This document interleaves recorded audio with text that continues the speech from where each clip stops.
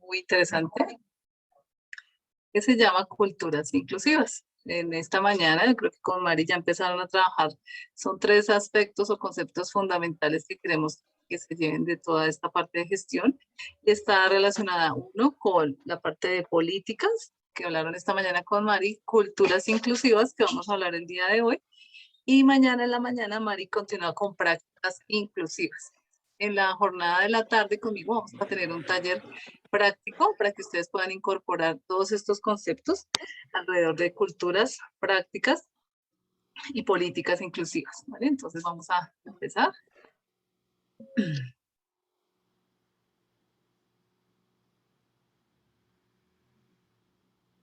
Bueno, ¿qué vamos a trabajar hoy? Uno, vamos a partir inicialmente del concepto de cultura como tal, ¿cierto? Y el cómo se relaciona este concepto de cultura al concepto de culturas inclusivas de personas con o estudiantes con discapacidad, que es nuestro tema fundamental.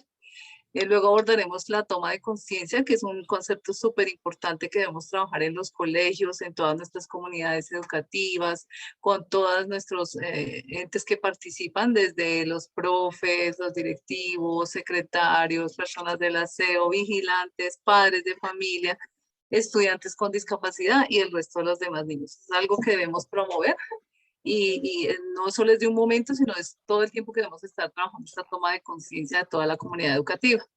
Vamos a hablar también de la importancia de la convivencia escolar y cómo debemos promoverla también centrada en la diversidad, ¿sí? Entonces este es un aspecto súper clave que nos permite mirar qué papel juega la convivencia, ¿cierto?, con nuestros chicos. Nosotros como orientadores, los que tenemos en las instituciones estos roles, o si no los tenemos, entonces como también desde nuestro rol de docente o directivo o coordinador, cómo también yo potencio esa vivencia de la conciencia de la cultura inclusiva con mis estudiantes y con mis profes y con mis padres de familia, ¿cierto? Es súper importante también en este tema de las culturas inclusivas, la participación de la comunidad educativa. Entonces, si no hay participación clara y activa de nuestra comunidad, pues difícilmente se van a dar muchos procesos de inclusión, ¿cierto? Y de fomento de la cultura inclusiva. Debemos tener en cuenta también que los principios inclusivos, aunque esta mañana ya los dieron haber trabajado con Marixa, ¿cierto? Estos siguen vigentes tanto para las culturas como para las políticas, como para las prácticas, ¿sí? Entonces es algo que nos va a estar rondando siempre en los conceptos que hablemos de frente a la gestión escolar y que nunca debemos dejar de lado, así como también los debemos tener en cuenta dentro de la institución y los documentos que más adelantico vamos a mirar un poquito, ¿vale? Y la última, vamos a tener un videito con una actividad de reflexión. Espero pues disfruten un poquito y como antesala también a lo que viene mañana frente al taller práctico que vamos a realizar.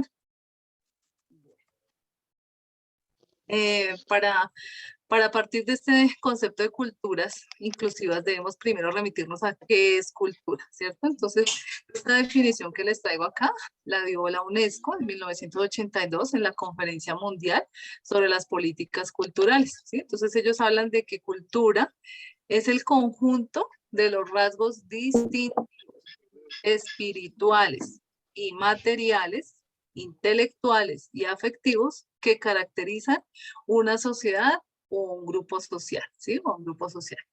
Estos distintivos, si nos ponemos a mirar y recordamos lo de las primeras charlas, pues todos somos diferentes, ¿cierto? Y si la cultura desde ya está marcando esta diferencia, no solo en la parte física de nuestro aspecto, ¿cierto? Sino en la parte también espiritual, entonces tendríamos que empezar a contemplar la cultura desde las diferentes religiones, ¿cierto? Que existen en nuestro país, en nuestras regiones, en nuestros departamentos, ¿cierto? Así como toda la parte de rasgos intelectuales, entonces tenemos niños con y sin discapacidad, tenemos también los niños con talentos excepcionales, ¿cierto?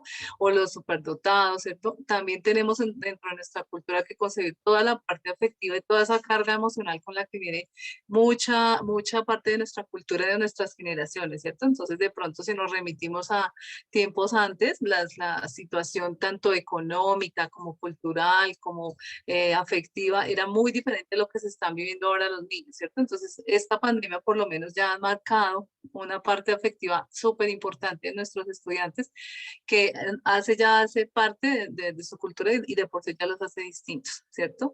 Estos rasgos, tanto espiritual, material, intelectual y afectivo, son los que caracterizan una sociedad y que los hacen de por sí un grupo diferente. Entonces no va a ser la misma la cultura eh, paisa, ¿cierto? A la cultura del eje cafetero o la cultura de Bogotá, a la cultura de la costa. Entonces cada uno tiene sus rasgos y eso se mantienen a través del tiempo desde dentro de las diferentes culturas, ¿cierto? Además de todo esto que les estaba hablando, la cultura también enmarca todas las artes y las letras, ¿cierto? Entonces están incluidos también ahí todos los talentos, las artes que puedan prevalecer dentro de cada región, ¿cierto? Cada cultura, entonces puede ser que sea típico, por ejemplo, o prevalezca la música, el canto, las danzas, la parte de escritura o la parte de artes, de pintura o de elaboración de cerámicas, etcétera, etcétera. Todo va amarrado como con la cultura, ¿cierto? Esto también va muy amarrado con los modos de vida. Entonces, muchas veces también las tendencias donde viven las personas, el clima donde ellos se desarrollan, ¿cierto? La playa, el mar, el frío acá en Bogotá, ¿cierto? Todo nos va a dar también un estilo de vida muy diferente. Entonces, de pronto, la gente o uno tiene la idea que, por ejemplo, la gente de la costa es más tranquila, ven la vida de otra forma diferente de pronto acá como la vemos en Bogotá. Entonces acá somos más acelerados, de pronto más desconfiados, somos de pronto más problemáticos, ¿sí? Entonces cada cultura ya también va marcando sus rasgos y dentro de las culturas también uno se va conociendo. Entonces cuando uno va, por ejemplo, de viaje a algún lugar y va a hablar por el solo acento ya lo empiezan a conocer, ¿cierto? Entonces ya dicen, ah, usted es de Bogotá, ah, usted es de Medellín, ah, usted es de Cartagena, o así. Entonces, el solo acento ya nos va marcando modos de vida y estilos que ya la gente también empieza a identificar dentro de las culturas. Eso también nos hace y nos crea, ¿cierto?, los derechos fundamentales del ser humano para tener una cultura, ¿cierto?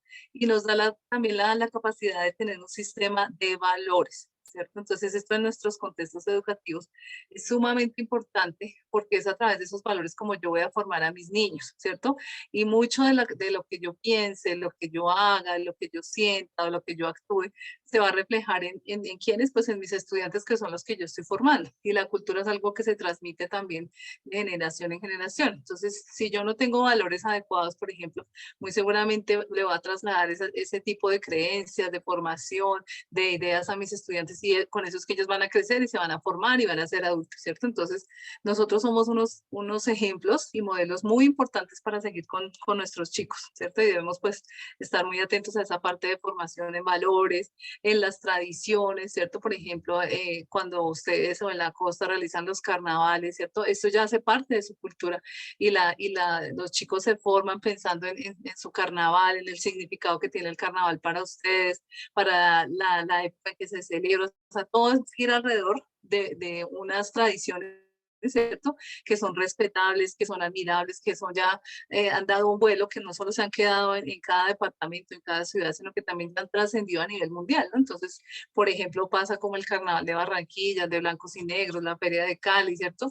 Muchos escenarios que si ya no solo trascienden y la gente va y los visita en la época en que están en sus fiestas o carnavales, sino que también a nivel internacional ya son conocidos. Entonces ya la gente del exterior viene a ver qué es eso del Carnaval de Barranquilla o qué es eso de la Feria de Cali, ¿cierto? Entonces estamos ya no estamos trascendiendo la cultura nacional allá que nos vean de modo internacional y de modo importante y como modelo de pronto a seguir en otros lugares del mundo. Las creencias también que tengamos frente a todos los imaginarios, a la educación, al trabajo, pues juega una parte súper importante, ¿cierto? Por ejemplo, hace muchos años cuando empezaron a salir o a hacerse visibles las personas con discapacidad, veíamos, por ejemplo, que en la época antigua, a las personas cuando nacían con síndrome de Down decían que era una maldición. ¿Sí? Entonces era la maldición para la familia, era un pecado, era era algo como de mala suerte, ¿cierto? El hecho de tener un niño o una niña con síndrome de Down. Y así como mismo se etiquetaba, ¿cierto? Así también se trataba. O en otros casos, en otras regiones, el hecho de tener un niño ciego, por ejemplo, entonces era un dios, ¿sí? Entonces ya lo sobrevaloraban, entonces él ya tenía poderes mágicos, ¿sí? Entonces, dependiendo la cultura, también se iban a los límites, o los rechazaban, o los aceptaban y les daban poderes extraordinarios, ¿cierto? Entonces, todas estas culturas, todas esas creencias, ¿cierto? Van de la mano siempre con el hombre y nos van a permitir reflexionar sobre sí mismos y sobre el lugar que estamos cumpliendo acá en nuestro contexto, ¿cierto?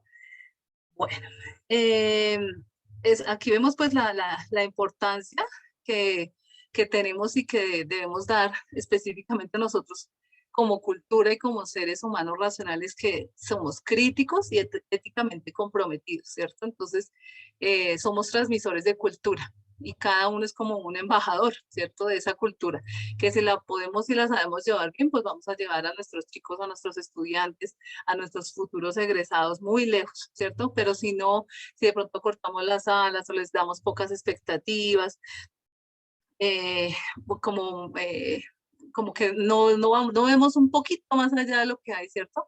Y miren que la cultura como tal juega un papel súper, súper importante en todo este proceso educativo de nuestros chicos. Entonces, pasamos ahora a ver vamos a ver qué son las culturas inclusivas. Entonces, estas culturas inclusivas también tienen mucho que ver con las relaciones, los valores, las creencias profundamente arraigadas en su comunidad educativa, ¿cierto? Entonces, muchas veces, como ustedes saben, los niños llegan, eh, tienen sus conocimientos y todo, pero ellos pueden ver al niño sordo, al niño ciego, de pronto lo miran si tiene algo raro, si tiene de pronto un audífono, si tiene un implante, que tiene por acá un aparatico raro, pero ellos lo miran, preguntan y ya, pasó, ¿cierto? A veces los que ponemos las trabas, los que ponemos los inconvenientes, los que digamos como que empezamos a tenerle miedo por desconocimiento o por no saber, a veces somos los adultos, ¿sí? Entonces entre niños preguntan, uno les explica y a veces queda así, a veces es necesario y de hecho es importante que se haga un trabajo de concientización, de respeto, de valores, que es lo que vamos a hablar un poquito más adelante con los niños. Pero ellos digamos que lo entienden más fácil, no tienen tantos tabús, no tienen tantos inconvenientes para entender qué es lo que pasa con un niño que llega, entre comillas, diferente a ellos, ¿cierto? Pero si yo ya tengo una creencia y si yo, por ejemplo, vengo de la cultura o me criaron en mi casa diciéndome que un niño autista me va a pegar, me va a morder, me va a hacer cosas, entonces yo ya voy cargada de esa creencia, ¿cierto? Y yo ya voy a pensar que si me llega a mí habla un niño con autismo, él va a hacer eso. Y muy seguramente voy a estar como prevenida frente a ese trabajo con el niño. Pero no me estoy dando tampoco la oportunidad de borrar, de pronto no borrar la creencia, porque pronto tuve una experiencia negativa con una persona con autismo, pero sí darme la oportunidad de conocer a otras personas con autismo, a ver si es que son iguales, si actúan diferente, si piensan igual, si sus comportamientos son iguales o diferentes. Entonces, siempre estas relaciones y valores que yo tengo arraigados se pueden transformar si yo deseo transformarlos, ¿cierto? Ahí es importante que estas transformaciones culturales las de no solo yo como docente, ¿cierto? Sino que esa transformación también yo la pueda transmitir a mi comunidad, ¿sí? ¿Y quién es mi comunidad? Pues mis otros compañeros profes, mis coordinadores, ¿cierto? Mis administrativos, mi rector, las señoras del aseo, ¿cierto? Porque si yo actúo de una forma y ven que si, digamos que hacen los profes como que tenemos el poder en las aulas, ¿cierto? En el colegio como tal. Entonces lo que diga el profe es lo que se hace. Entonces, si el profe muestra miedo ante el niño sordo, pues entonces van a decir, oiga, a ese niño hay que tenerle miedo, ¿sí? Entonces, todo es más de actitud y de creencias que de pronto imaginarios que tenemos frente a esta población, que debemos empezar a desmitificar y darnos la oportunidad de conocer. Estas relaciones humanas también reflejan todo lo basado en los derechos humanos. Entonces recordemos que las personas con discapacidad tienen los mismos derechos que las demás personas, ¿cierto? Entonces debemos partir del hecho de que para que haya una cultura inclusiva, yo debo empezar a reconocer que ellos tienen los mismos derechos que los demás niños, ¿sí? Si son niños porque están en el aula preescolar, primaria, ¿cierto? Si son adolescentes cuando ya están en bachillerato, si son adultos cuando ya están en universidad, ¿cierto? Debo reconocer eso, que sí son sujetos de derechos como las demás personas. Y además debo establecer relaciones humanas entre todos de manera sana, ¿sí? Que es de manera sana, pues que yo me dé la oportunidad de conocer a la persona, que hable con ella, que ella de pronto me exprese cuáles son sus mayores posibilidades, potencialidades, pero también me puede estar diciendo cuáles son sus dificultades para que yo las pueda estar teniendo en cuenta, ¿cierto? Esta cultura inclusiva también implica que yo permita el libre desarrollo de las personas, ¿cierto? Entonces, que si mi estudiante con discapacidad cognitiva le gusta, por ejemplo, el baile y es muy talentosa y todo, pero yo quiero que ella aprenda a leer y a escribir porque a mí como docente me parece muy importante y no es decir que no lo sea, ¿cierto? Que la niña aprenda a leer y a escribir. Eso no quiere decir que la niña no va a poder ser talentosa en la danza, ¿cierto? Porque qué tal que ella no aprende a escribir nunca y si le estoy frustrando y le estoy violando su libre desarrollo como tal de que ella explore sus habilidades en la danza, ¿sí? Entonces, siempre hay que dejar el libre desarrollo. Nosotros como profes estamos siempre para orientar ese libre desarrollo, guiarlos de pronto en lo que nosotros vemos, que los chicos son muy hábiles, son fuertes, son buenos, entonces eso también los ayuda a ellos a orientarse, porque sabemos, por ejemplo, que los adolescentes de ahora tienen como, algunos tienen muchos caminos, ¿no? Entonces van en décimo y yo quiero cantar, yo quiero ser actriz, yo quiero ser doctora, yo quiero ser enfermera o policía, ¿cierto? Y a veces de nosotros dependen que nosotros empecemos a orientarlos a mirar desde la parte ocupacional, desde la misma orientación, a generar perfiles, ¿cierto? Que nos den luces sobre cuáles serían las verdaderas habilidades de este niño o esta chica, ¿cierto? Y poderlos así mismo orientar para el desarrollo, porque recuerden que siempre estamos en pro de formar proyectos de vida de estos niños, ¿no? Y hoy son niños que pasan por nuestras escuelas, pero ya mañana pues van a ser adultos responsables, van a tener familia, y si no orientamos bien esa primera parte, pues muy seguramente algunos se quedan con proyectos básicos o no van a estudiar o no van a definir su proyecto de vida como tal. Entonces nosotros estamos ahí como con una gran responsabilidad frente a esa parte.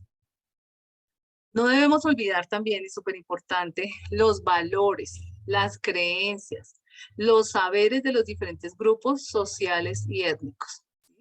Entonces, aquí, digamos, es súper clave la parte que viene encargada, por ejemplo, las personas de origen venezolano, ¿cierto? Entonces, ellos también tienen sus propios valores, tienen sus creencias, los niños igual, ¿cierto? También a unos, por ejemplo, cuando vienen o grupos indígenas que están llegando ya a los colegios, digamos acá en Bogotá, entre comillas, de que haya inclusión o no, pero a veces de pronto no respetamos el hecho de que ellos no comen ciertos alimentos, ¿sí? Entonces, en el comedor se sirve esto y usted tiene que comerse, por ejemplo.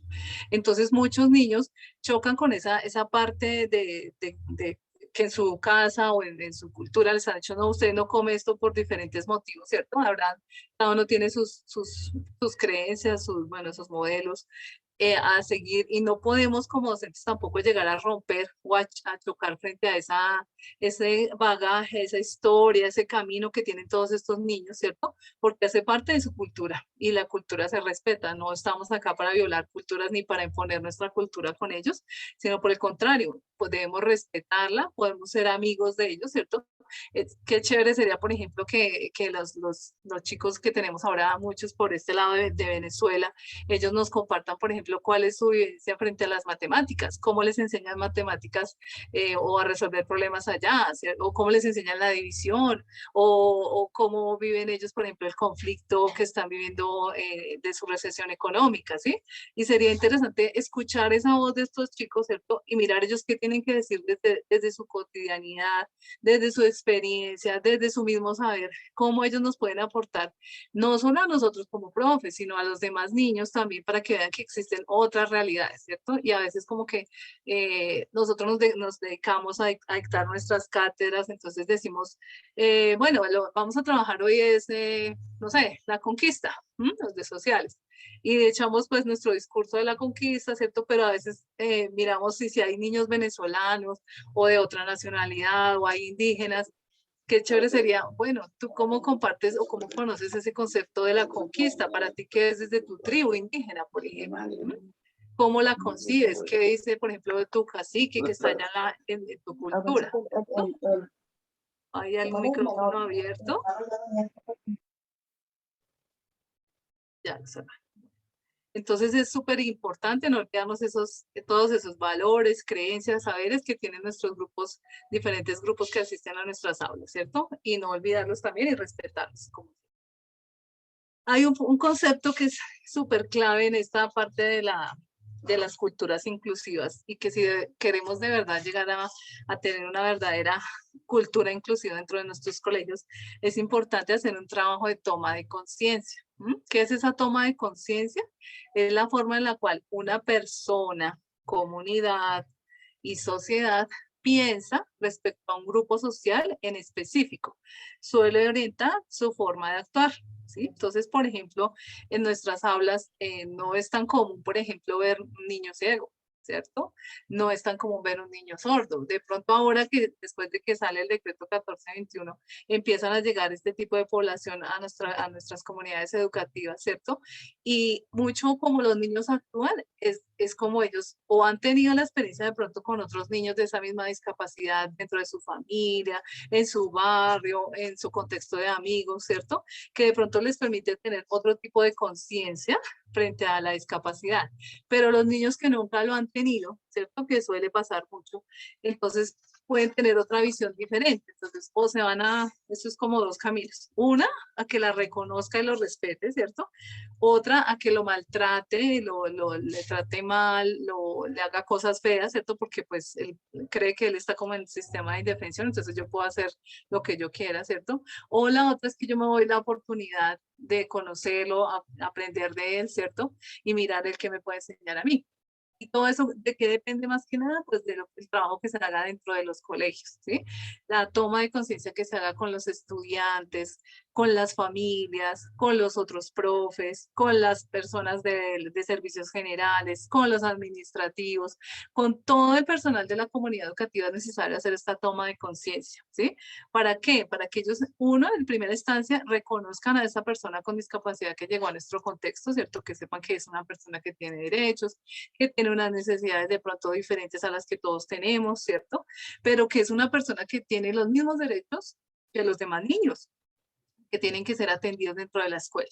Entonces, muchas veces, por ejemplo, esta toma de conciencia debe estar encaminada a borrar de los imaginarios, de las concepciones que tienen las personas, imágenes y el lenguaje negativo que se usa, ¿sí? O se tiene frente a estas personas. Entonces, hay una actividad, de pronto la haremos más adelante, que es sobre el lenguaje inclusivo y habla de todo cómo las personas conciben o nombran a las personas con discapacidad, ¿sí? Entonces, hay muchas formas distintas en que los mismos niños inocentes se refieren, por ejemplo, a los niños ciegos. Entonces, el cieguito, el bobito, el que no ve, el tuertito, el ciego a secas, ¿cierto? Y es ¿por qué? Porque pues no se ha hecho con ellos un trabajo empezando del lenguaje inclusivo, ¿sí? Ese, así el ejemplo y con los demás discapacidades, el que le falta, por ejemplo, una pierna, entonces el manco, el mocho, ¿cierto? Y a veces, como ellos en sus culturas también, al vecino que le falta un brazo por un accidente o lo que sea, le dicen el mocho,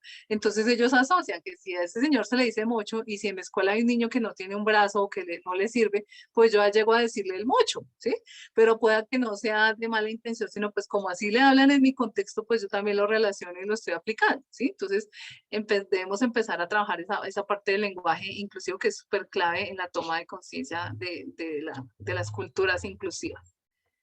Otra, otro elemento importante que es necesario borrar son los estereotipos, ¿no? Que, digamos, los tenemos todos arraigados, unos en gran medida, otros no tanto, ¿cierto?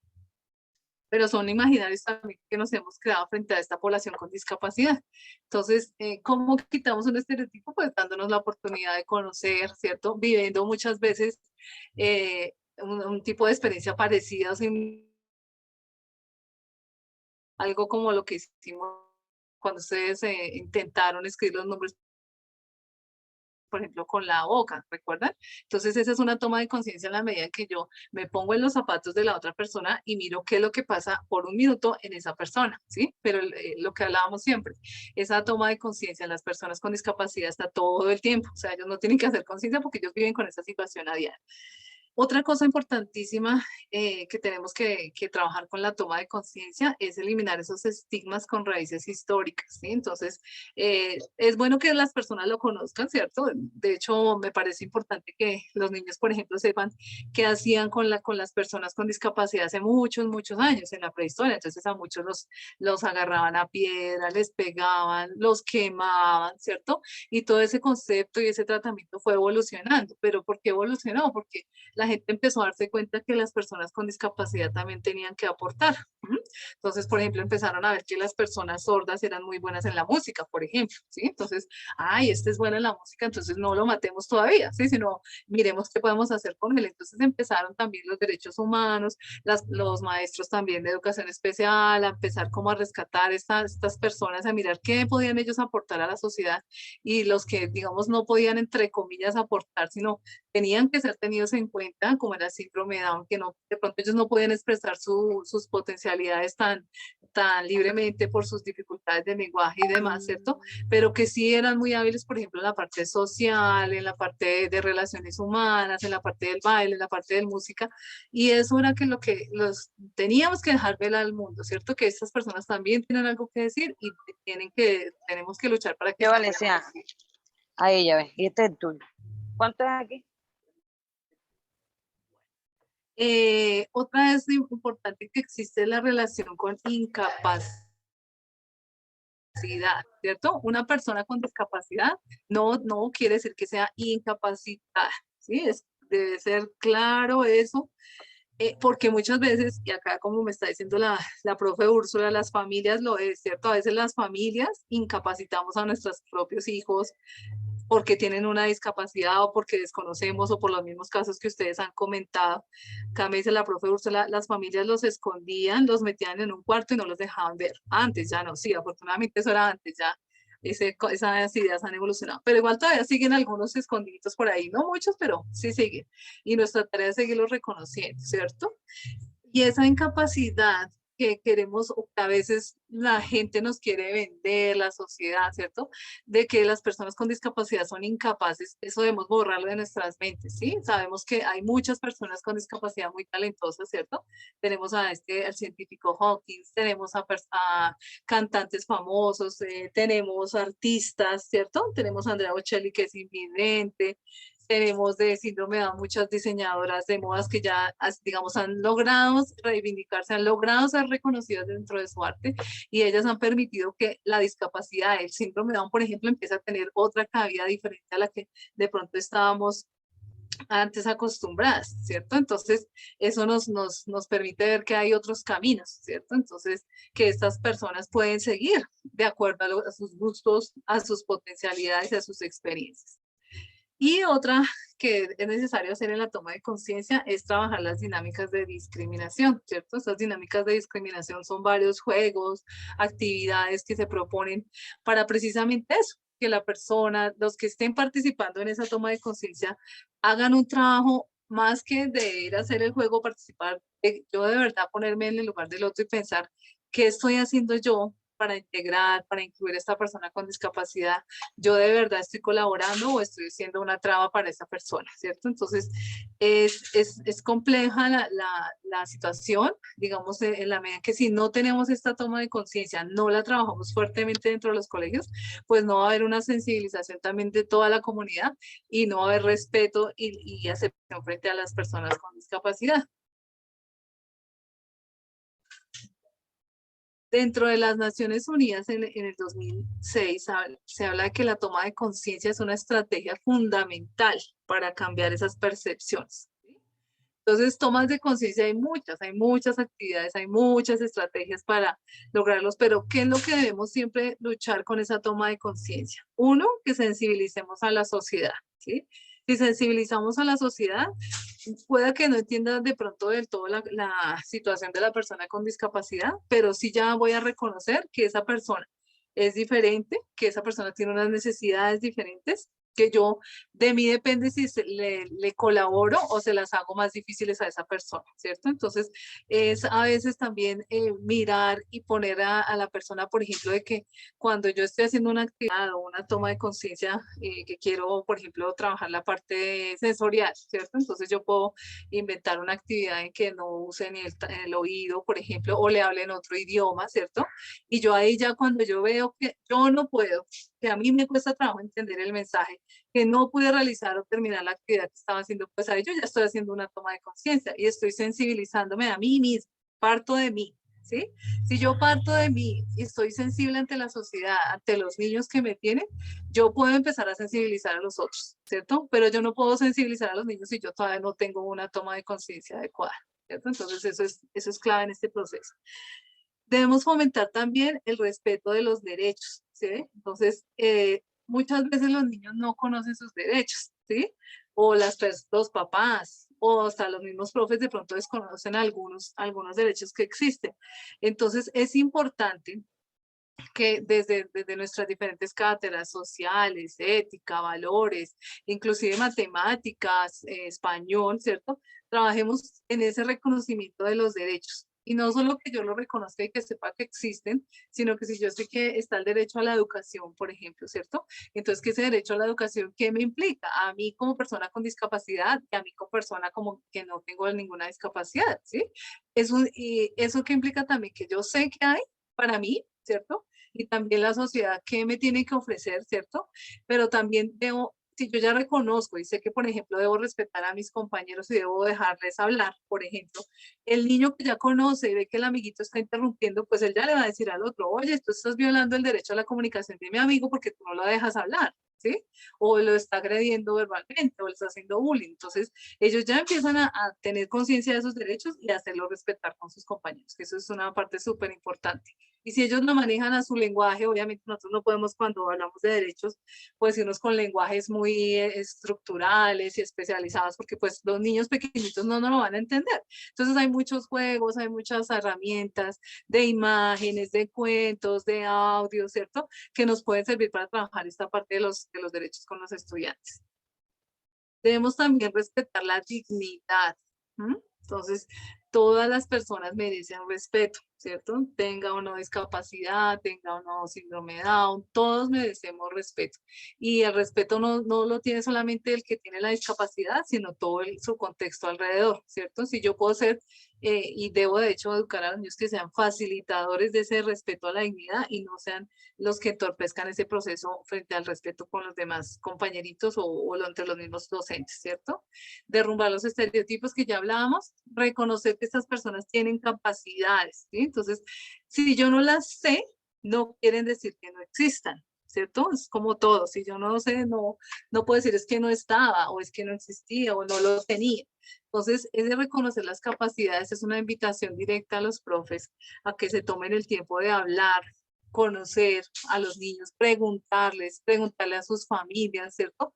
¿Cuáles pueden ser sus capacidades? Pasa muy frecuentemente, inclusive con los chicos, entre comillas, normales, de que los chicos tenían capacidades, por ejemplo, para el canto, y si en el colegio el profe de matemáticas nunca hizo, por ejemplo, una actividad de canto, pues nunca se dio cuenta que el niño era bueno cantando, por ejemplo, ¿sí? Entonces, a veces nos centramos, como lo que ustedes decían en las sesiones de la semana pasada, tanto en los contenidos, tanto en lo que hay que seguir en el currículo, que a veces nos olvidamos de esa parte humana, de esa parte de las capacidades, de los valores, de las potenciales que tienen nuestros niños, que podríamos estar teniendo en nuestras aulas muchos chicos con talentos y de pronto al mismo tiempo y todo, pues no nos ha dejado descubrirlos o evidenciarlos tan claramente.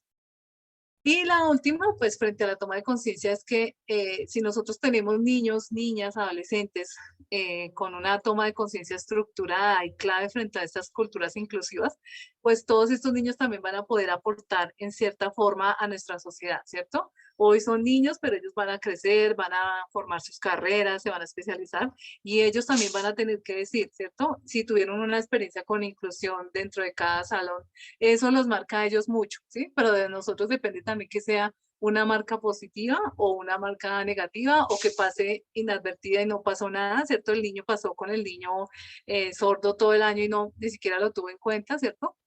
O en esta pandemia pues también fue como difícil también visibilizarlo, ¿no? Porque, o eso pasó por lo menos en mi colegio, muchos profes, pues como eran las clases por Classroom, una sesión, entonces la sesión duraba 40 minutos por el Classroom, por Meet, que es la plataforma que tenemos en Classroom, entonces hacían el encuentro, el niño estaba ahí, pero pues el niño no participaba ni no lo conocían. Cuando ya volvieron a empezar a ir a la alternancia, oh sorpresa, cuando el profe se dio cuenta, ay, mire, es que este niño camina diferente, es que este niño me escribe así y así, es que este niño no me habla bien, ¿sí? Entonces, ahí es que donde también nos empezamos a dar cuenta de lo importante de la presencialidad, ¿sí? De el estar compartir, el yo estar mirando al otro, que el otro me diga, verlo, ¿cierto? Cómo actúa, cómo se relaciona, cómo trabaja en clase, cómo realiza las actividades. Es un aspecto, es una cosa que la pantalla no me lo da, ¿sí? Pueda que me demuestre algunas cosas, pero nunca será nada como digamos, la experiencia que vivimos en este momento de pandemia y cuando ya estamos regresando otra vez a nuestras aulas. Es otra cosa totalmente diferente. Bueno, frente a, qué actividades podemos hacer desde los colegios para hacer esta toma de conciencia con la comunidad educativa. Entonces, hay cuatro puntos fundamentales, ¿no? Identificar, el debate, vincular y el repositorio de información. Entonces, cuando yo hablo de identificar, me está invitando a que yo realice con actividades de toma de conciencia. Eso no es una sola actividad que yo hice al año y ya la saqué, ya trabajé toma de conciencia con los niños. No, ¿sí? Eso debe ser un proceso que me lleva formación, puede ser desde diferentes asignaturas, puedo yo formar, hacer proyectos, por ejemplo, con las diferentes áreas y generar una actividad de toma de conciencia, ¿sí? Que no solo me enriquece a reconocer a la persona con discapacidad, sino también a valorar, a respetar, a compartir, ¿cierto? A mirar qué diferencias hay, qué puedo yo hacer, cómo podría aportar. Y esa identificación no debería hacerse solamente con los niños, ¿sí? Porque pasa también que nuestros papás a veces son como muy, de pronto por también el desconocimiento, porque no han tenido la experiencia, entonces pasaba hace pues un poco de años, más o menos 10 años, que los papás decían, ay, es que mi niño va a estar con una niña con síndrome de Down, ¿eso no se le prenderá? ¿Eso no que ella se vuelva igual a ella? ¿Sí? Entonces era ese miedo, esos estigmas que les tenían a los pobres niños con síndrome de Down, que se le iba a aprender lo que el niño tenía, ¿sí? Entonces ahí hay que hacer también un trabajo de conciencia con las familias de los chicos con y sin discapacidad, ¿sí? Es importante que formemos a nuestros papás, a nuestras personas de servicios generales, porque a veces también ellas, las señoras del aseo, por ejemplo, no saben cómo trabajar con un niño sordo o enseñarles, por ejemplo, las señas básicas si el niño sordo está en el colegio, que ellas de pronto le puedan indicar dónde queda el baño, dónde queda la salida, ¿cierto? Cosas muy, muy básicas, pero que si ellas entalan una comunicación o el niño se cae en el baño, el niño puede informarle que le diga que vaya y llame a la profesora, pero si la señora del aseo no sabe que esto es profesor, pues grave porque nadie lo va a poder ayudar. Ella va a pensar que pronto se pegó en la cabeza, le duele la cabeza, le pica la cabeza, etcétera, etcétera. Entonces son cosas como muy básicas que debemos sensibilizar en toda la comunidad.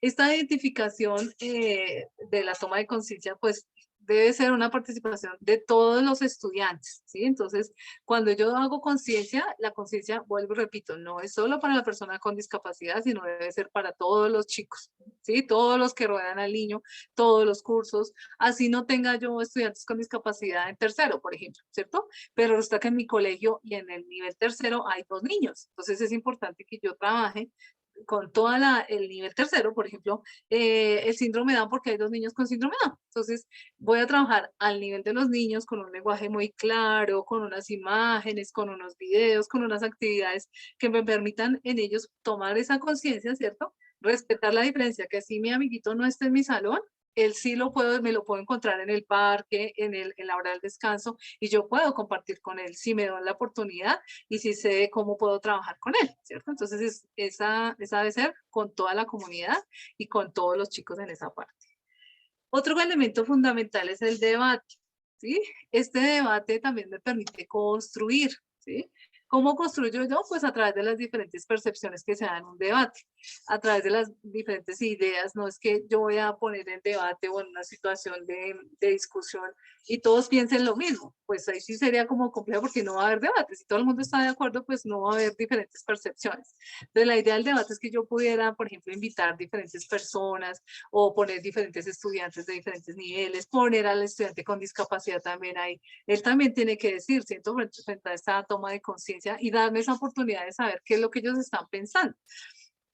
Debo hacer también construcciones culturales en torno a la inclusión, ¿cierto? A la diversidad, a la discapacidad, a cómo ellos perciben a las personas con discapacidad y volvemos a lo mismo. Entonces, no es solamente estudiantes, aquí también es clave el trabajo con papás, ¿cierto? Entonces, muy seguramente vamos a ver que si yo pongo en mi debate a un papá de una niña con síndrome de Down o a un chico autista, pues él tiene mucho que decir, ¿cierto? Porque es que la experiencia de él, el hecho de que él ya tenga 10, 12 años con su niño con autismo, por ejemplo, eso ya le da el que decir, ¿cierto? Y ya es diferente y le da otra percepción del mundo, ¿cierto? De la toma de conciencia, de valorar al otro, de mirar cómo de pronto a veces también inconscientemente lo rechazan, le hacen bullying o lo ignoran, ¿cierto? Entonces ellos también tienen que decir y muchos de esos aportes que ellos dan enriquecen también a la familia, a los otros chicos, porque uno a veces no se pone a pensar en la situación que están viviendo ellos y además las familias, ¿cierto? Que han tenido que,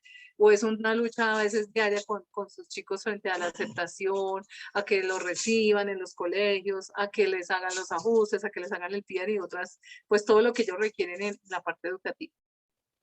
Desde esta toma de conciencia también es importante vincular, ¿sí? ¿Qué es vincular? Pues integrar a todos los actores que están presentes en mi institución educativa. Entonces, ¿cuáles son los actores institucionales? Pues están papá, los padres, los estudiantes, los chicos con discapacidad, las señoras del aseo, los vigilantes, si tenemos comedor, pues las señoras del comedor, los profes, coordinadores, rectores, servicio administrativo, todos ellos deberían estar vinculados y trabajando en pro de la conciencia de la cultura inclusiva, ¿cierto? Tenemos que también tener en cuenta que hay aliados locales, ¿cierto? Como son esas instituciones que nos pueden ayudar a capacitar, a sensibilizar, a formar frente a los temas de discapacidad. Entonces, desde cada una de las regiones está, pues acá está el INSOR, está el INSI, está el CRAC, están diferentes entidades, ¿cierto? Que si nosotros sabemos que tenemos chicos con discapacidades sensoriales, pues a ellos son los primeros agentes que nosotros tenemos que vincular a nuestro proceso de toma de conciencia y a nuestro proceso de formación, porque nosotros pues no nos las sabemos todas, ¿cierto? Y estamos en un proceso en que si entre más aliados yo tenga, pues voy a poder dar mejor calidad de educación, de formación a mi estudiante con discapacidad y también esa persona puede venir, por ejemplo, a capacitar a los demás compañeritos frente al uso del abaco, del braille, del bastón, de las sillas de ruedas, cuándo desplazarlos, cómo, ¿cierto? Entonces nos pueden ayudar muchísimo en esa parte de la toma de conciencia. La sociedad civil pues es clave, ¿no? No solo los niños no están solos en el mundo, tienen a sus familias, pero además deben tener a los entes gubernamentales que les colaboran en cuanto a darles toda la parte operativa, la parte humana de los apoyos, ¿cierto? Y ellos están ahí para también colaborarnos en esa parte de toma de conciencia. Es importante también vincular y son de gran ayuda las organizaciones de personas con discapacidad. Entonces, generalmente estas organizaciones pues están orientadas, están guiadas por padres de personas con discapacidad. Entonces estas personas han tenido que batallar, por ejemplo, el hecho de que les den un diagnóstico. ¿Sí? Entonces, si yo pertenezco a mi organización, entonces yo ya sé el paso a paso qué es lo que debe hacer esa persona. Con la EPS inicialmente, pero si no se la da, entonces ellos también ya, como son organizaciones, ya saben, por ejemplo, cuál es el paso a seguir para formar una tutela y que les cumplan con el derecho a la salud. Entonces, ellos también apoyan esa parte legal, ¿cierto? Pero también aportan y muchos ya como la misma experiencia los ha llevado o la misma necesidad a que, por ejemplo, sus chicos ya salen de los colegios y quedan en las casas. Entonces dicen ellos, bueno, yo tengo que hacer algo. Entonces empiezan a generar emprendimientos, empiezan a generar capacitaciones o cursos, o empiezan a movilizarse como organización a decir, bueno, ¿qué les vamos a ofrecer a estos niños ahora ya que salen del colegio? Entonces empiezan a cursos de natación, cursos de piscina, o empiezan, bueno, yo sé aquí un lado en que una universidad entonces está ofreciendo tales carreras con enfoque inclusivo, entonces vamos para allá. Entonces también movilizan, pero también generan, informan también, y si los tenemos vinculados a la institución, pues van a ser de un gran aporte para nosotros en este proceso de la cultura inclusiva como tal. Y no los debemos dejar a un lado, por el contrario, siempre hay que estar juntos con ellos, ayudándolos. Hay muchas cosas también que surgen alrededor de la discapacidad con las familias. Entonces, por ejemplo, hay capacitaciones, hay formaciones para cuidadores que a veces las familias no conocen. O a veces si yo tengo mi organización con mis familias, entonces una se enteró, entonces listo, comunicó a través del grupo o el medio de comunicación que tengan, Facebook, las redes, lo que sea, y todos se van a enterar y se van a beneficiar todos, ¿sí? Pero si no existiera la organización, pues queda como isla, ¿no? Entonces yo hoy lo tomo y voy y hago mis cosas solita y no beneficio a nadie más y se perdieron las 20, 15 oportunidades que habían para los otros que había como, ¿sí? Entonces es más social la cosa y nos permite avanzamos mucho en esos procesos con ellos. Es importante también que dentro de las instituciones se tenga un repositorio o como una biblioteca donde se guarde toda esta información de toma de conciencia con todos estos actores, ¿cierto? Entonces, ¿qué deberíamos guardar en esos repositorios? En este momento, pues guardar videos y eso es como complejo, ¿cierto? Lo que sí podemos hacer es que en la nube, en el Drive, en diferentes herramientas tecnológicas, podemos empezar a compilar ese tipo de experiencias, ¿sí? Estos videos, estos escritos, por ejemplo, que todas estas personas y ustedes desde sus mismos contextos han empezado a formar en la toma de conciencia, ¿sí? Muchas veces a veces surgen concursos, surgen oportunidades, por ejemplo, para reconocer esa diferencia. ¿Qué está haciendo su escuela? Y uno pues no, como que no se le ocurre documentar toda esa experiencia que tiene y que ha hecho y que sabe que la está haciendo bien, pero a veces nos da pereza escribir, ¿cierto? O nos da pereza grabar, o no hay el tiempo, o estamos tan ocupados en tantas cosas que a veces nos olvidamos. Y si de pronto yo tuviera esa experiencia grabada o escrita, ¿cierto? O redactada, yo podría perfectamente generar un artículo de investigación, ¿cierto? Podría recibir apoyos, podría recibir ayudas humanas, físicas, de recursos para mi proyecto o de toma de conciencia en mi institución, por ejemplo, ¿sí? Entonces, es como empezar a dar esa tarea de escribir, de recopilar toda esa información que es súper valiosa con nuestros estudiantes y en nuestros contextos educativos. Realizar actividades que enriquezcan pues la toma de conciencia, que ya sabemos que no se va a hacer una al año, sino pues la idea es que se sigan trabajando mínimo 2, 3 veces al año con nuestros estudiantes. Bueno, vamos a ver ahora un videito.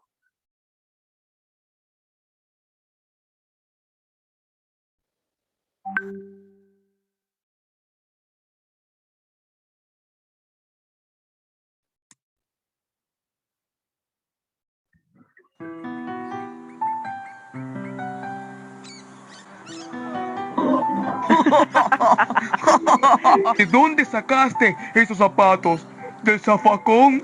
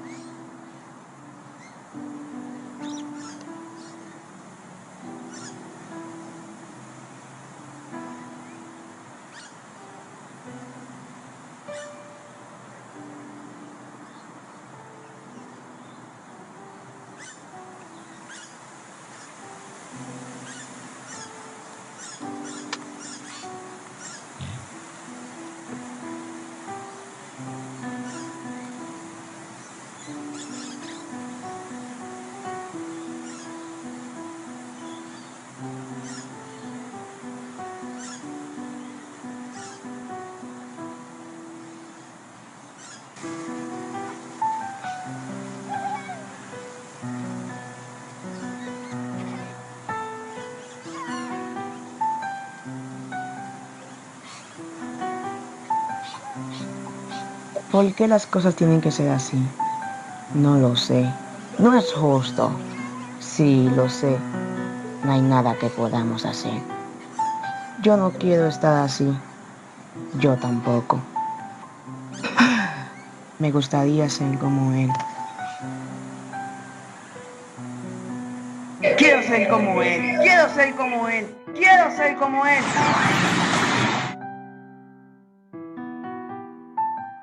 ¡Wow! ¡Excelente! ¡Soy libre! Ah, perdona la demora. Vámonos. ¡Soy libre, sí!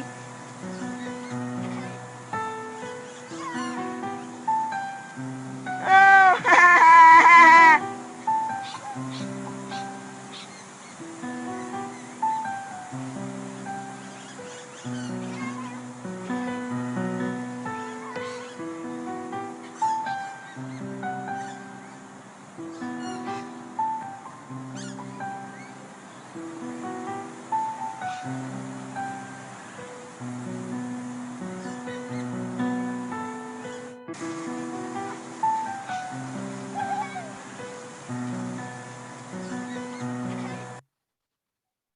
Bueno, quisiera saber qué impresiones da este video a ustedes. ¿Qué mensaje nos deja?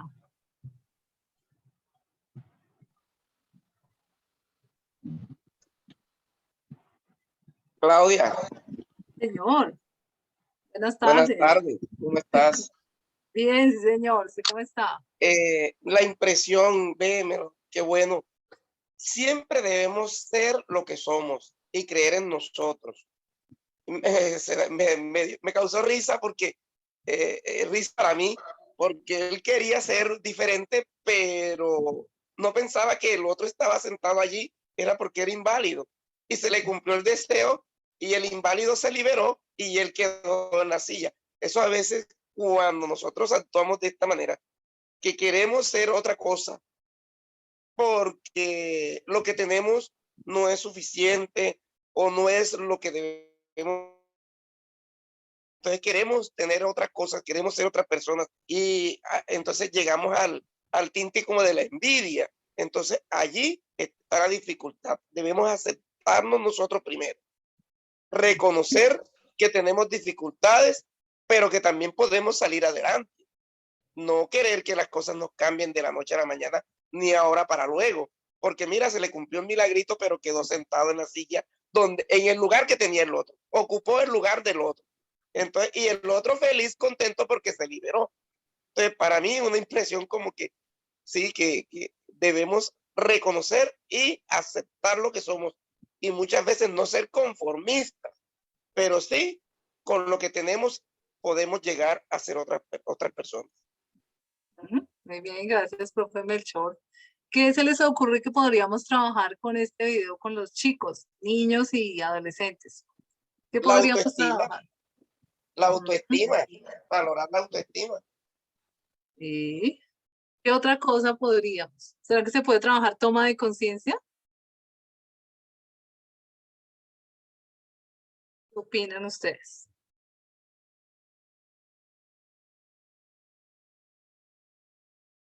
¿Se podrá? ¿No se podrá?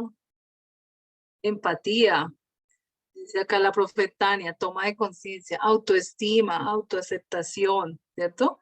Y también muy importante, el video se llama Los zapatos, mis zapatos, ese también está colgado en el Classroom, las actividades ya está ahí también.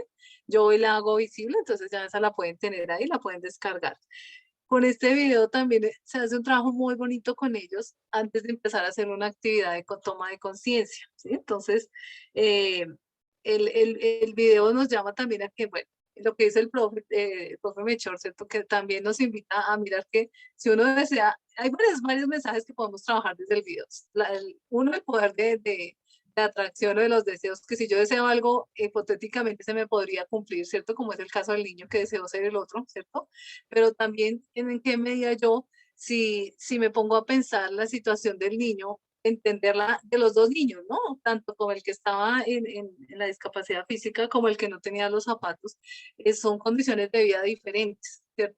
Y volvemos a lo mismo, el hecho de que yo no conozca la realidad no me dice, no me lleva a suponer qué es lo que está viviendo el otro, ¿sí? Entonces, a veces tengo que meterme en los zapatos del otro para ver qué es lo que pasa, qué le sucede, cómo vive, ¿cierto? Entonces, ahí es una cuestión también de realidades, ¿cierto? Y que si ponemos a nuestros niños, podemos poner este video antes de empezar a hacer un trabajo de conciencia.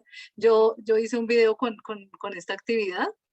¿Y qué fue lo que yo hice? Les puse este video y les dije, bueno, lo que vamos a hacer ahora en un grupo de chicos de quinta primaria, lo que vamos a hacer es que nos vamos a poner en los zapatos de la persona con discapacidad. Entonces yo tenía unos lazos, tenía unas cintas, tenía unas vendas, tenía unos tapones de oído, tenía, ¿qué más era lo que yo tenía? Bueno, hice grupos, ¿cierto? Hice diferentes grupos y a cada uno dije, bueno, ustedes van a tener una discapacidad física, entonces con los lazos les amarré los brazos a varios, les amarré un pie y un brazo, ¿cierto? Entonces les dije, ustedes no van a poder movilizarse en la parte que yo les voy a amarrar, listo, entonces son discapacidad física. Con las vendas los puse otro grupito, entonces ellos tenían discapacidad visual, simulando, ¿cierto? Con los tapones pues les puse que se taparan los oídos, ¿cierto? Y había otro que era un mensaje que yo les dejaba.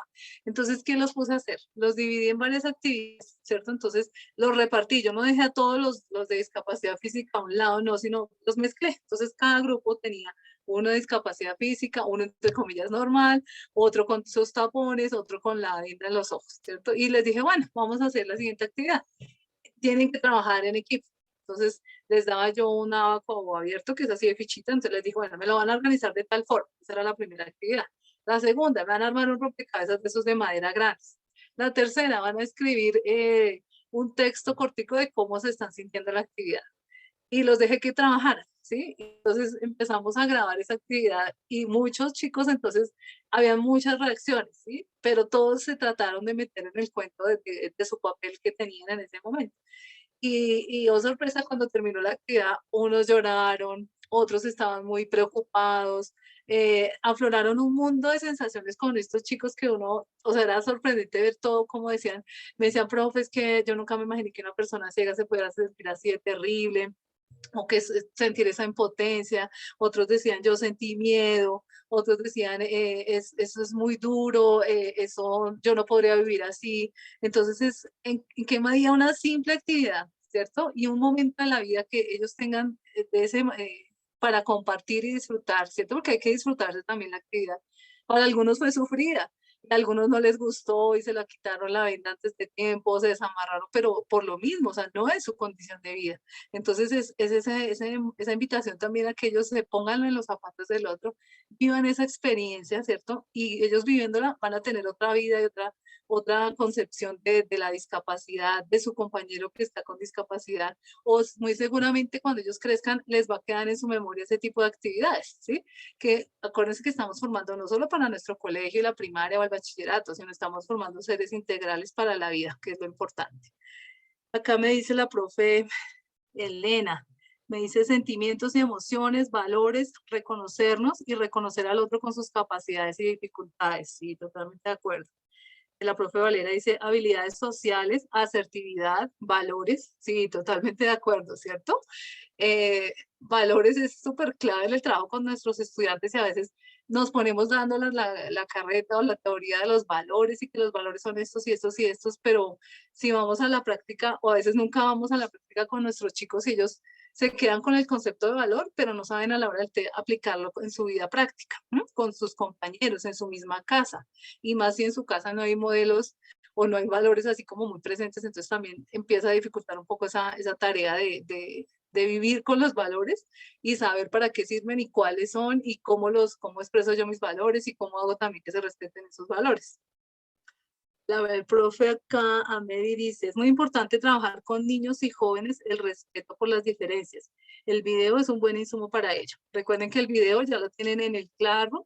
Los profes que no han podido acceder, tenemos que tomar nota. Recuerden que es con un correo de Gmail para que les pueda dejar el acceso. Entonces, ahora pues miramos, hablamos con Marix a ver cómo vamos a hacer para los profes que hacen falta, porque ya el material está colgado ahí, incluido este y todas las actividades que hemos hecho. La profe Betty dice el respeto y la empatía, muy clave en este momento, ¿cierto? En estos momentos de crisis que estamos también tan complejas para nuestro contexto de pandemia y social que estamos viviendo. Bueno, pasamos ahora al tema de la convivencia escolar, que está muy relacionado también con esta parte de las culturas inclusivas, ¿cierto? Entonces, dentro de la convivencia escolar y todo lo que saben de pronto un poco más los orientadores, ¿cierto? En la ley 1620 del 2013 y en el decreto reglamentario 1965 del 2013 se propone la ruta de atención integral para la convivencia escolar. ¿Qué plantea esta ruta? Que debemos fomentar el mejoramiento de la convivencia y el clima escolar, con el fin de generar un entorno favorable para el ejercicio real y efectivo de los derechos humanos, sexuales y reproductivos, ¿cierto? Entonces, aquí hay varias palabras claves, ¿cierto? Uno, debemos fomentar. Si no tenemos orientación en nuestro colegio, orientadora, pues digamos la idea es que eso no se quede sin comillas, doliente o un profe encargado de realizar esa parte de convivencia, sino que la suma, por ejemplo, el área de sociales, el área de ética, desde la misma parte de español, ¿cierto? Que nosotros con algún tipo de actividad que planeemos nos permita y nos lleve a mejorar esa convivencia entre los chicos. Sabíamos, por ejemplo, el video que veíamos antes, la convivencia también está mediada por los contextos en los que están nuestros muchachos, ¿cierto? Entonces, a veces están rodeados de violencia, de maltrato, de abuso, ¿cierto? Y mucho de eso pues viene a reflejarse en el colegio. Y altera pues a veces también el clima del colegio. Entonces, si son niños que son violentados, vulnerados en sus casas, pues ellos van a venir a reflejar esa situación porque digamos en los colegios, ¿cierto? Ahora que están volviendo a la presencialidad. Entonces ustedes se imaginan también los índices de maltrato, abuso, todo esto creció en pandemia muchísimo porque pues los niños no tenían la posibilidad de denunciarlos ni contarle a nadie cuando estaban detrás de los computadores, o sea, muchas cosas pasaron, ¿cierto? Que fueron, no es culpa de nadie, ¿no? Pero digamos que sí, de pronto pudimos haber hecho más, haberlos permitido escuchar dentro de nuestras clases, ¿cierto? Haber generado espacios para tomar esa conciencia o para mirar cómo estaba la convivencia en sus hogares, porque para muchos no fue fácil. De pronto para algunos les ayudó a que se conocieran más en familia, que miraran los aprendizajes de sus hijos, evaluaran, por ejemplo, sus procesos de atención, de concentración, de memoria. Entonces muchos empezaron a valorar el trabajo que hacían los profes dentro de las aulas, ¿cierto? Pero también eso en algunos otros hogares recargó a los papás de muchas actividades extra, entonces se quedaron sin trabajo, no tenían con qué comer, muchas otras necesidades y fuera de eso, pues la parte académica de ir a acompañar al muchacho, entonces generaba dentro de las familias unos climas y unas dinámicas diferentes que a veces no eran las mejores para nuestros chicos, ¿cierto? Entonces es importante también que dentro de nuestras aulas pues generemos entornos agradables para nuestros estudiantes, que estén pues enriquecidos con actividades dinámicas, con actividades de escucha, alegres, de participación, que a veces nos permitan escuchar a estos chicos, saber en qué están, qué sienten, ¿cierto? Qué dudas tienen, qué inconvenientes. Muchas veces no hay ese tiempo para favorecer esos entornos comunicativos y efectivos con los niños y pues hay otros desenlaces que pues no son los mejores, ¿cierto? Y todo en pro de que todos reconozcamos eso, los derechos tanto de las personas, ¿cierto? Como la parte sexual y como la parte reproductiva en todos los niveles de formación, ¿cierto? Entonces, digamos que nuestra convivencia escolar en la cultura inclusiva sigue enmarcada en este mismo decreto, ¿cierto? Y deberíamos todos estar mirando hacia allá. La profe Úrsula me dice, hay que trabajar valores, pero sobre todo su aplicabilidad y estudio de casos los ilustra muy bien. Sí, eso funciona muy bien con los chicos, ¿cierto? ¿Cómo hacerlo? Desde orientación, desde las dinámicas de convivencia escolar, ¿cierto? Entonces también tenemos acá como 3 pilares fundamentales, que son informar, fomentar la convivencia, realizar encuentros, el manual de convivencia que es súper clave y actividades de formación, ¿cierto? Entonces es importante que desde acá, desde nuestro rol, ¿cierto? Digamos, no tenemos que determinar que hay una persona encargada sola y exclusiva de hacerlo, no, ¿cierto? A veces también tenemos que tomar conciencia nosotros y empezar a formar ese tipo de actividades para la toma de conciencia y específicamente de la convivencia escolar, que digamos si en el momento se me ocurrió en mi salón con los chicos un problema de agresión, ¿cierto? Y la orientadora no fue ese día, o está enferma, o está incapacitada. Es una cosa que yo como docente, si estoy ahí, estoy viviendo el conflicto, debo actuar, ¿sí? Yo no debo esperar a que la orientadora, si está incapacitada 8 días, vuelva a los 8 días a trabajar el caso. No, ¿sí? O sea, muy seguramente sí lo tengo que remitir y tengo que mirar a ver qué hago con ese niño. Pero yo como, digamos, primer respondiente, digámoslo así, debo estar en la capacidad de mirar cómo me dio esa situación, qué pasó, averiguo, ¿cierto? Y también les doy a conocer la información que los chicos necesitan en el momento oportuno. Hay cosas que no se pueden dejar esperar, ¿cierto? Hay eventos que son demasiado graves que no dan espera. Entonces, si yo me pongo a esperar a que llegue la persona encargada, pues puede trascender a otro nivel que pues se pudo haber evitado. ¿Mm? ¿Qué es lo que yo debo informar a los estudiantes, a la comunidad en general? Recordemos todos los participantes de la comunidad. Uno, que existe una ley de convivencia escolar, ¿cierto? Que es a nivel nacional, que está vigente en el momento, que tiene sus reglamentos. Yo no le voy a ir al muchacho con el decreto tal de la ley de convivencia, no. O sea, yo tengo que bajarme a un nivel, si son niños de primaria, pues debo usar un lenguaje corto, claro, específico, pero que los niños me entiendan que existen unas leyes que permiten que todos vivamos y convivamos a nivel escolar bien, ¿cierto? Que si son de bachillerato, pues puedo hacerlo un poquitico más complejo, puedo hacer otro tipo de actividades más relacionadas, pero deben ellos estar informados de que existe una ley de convivencia escolar. ¿Mm? Deben también y la comunidad de reconocer que hay unos decretos reglamentarios, ¿sí? ¿Por qué estos decretos reglamentarios? Porque estos nos están ayudando y nos van a orientar en la legalidad, en las políticas, en el reconocimiento de que ya se ha hecho un trabajo previo, que no lo han hecho, digamos, cada colegio, sino a través de los ministerios, a través de las secretarías, se han tomado un tiempo para redactar esos decretos, esos reglamentos, y que se espera que la comunidad los conozca, ¿cierto? Y los haga cumplir. Entonces, que también se respete ese cumplimiento, ¿cierto?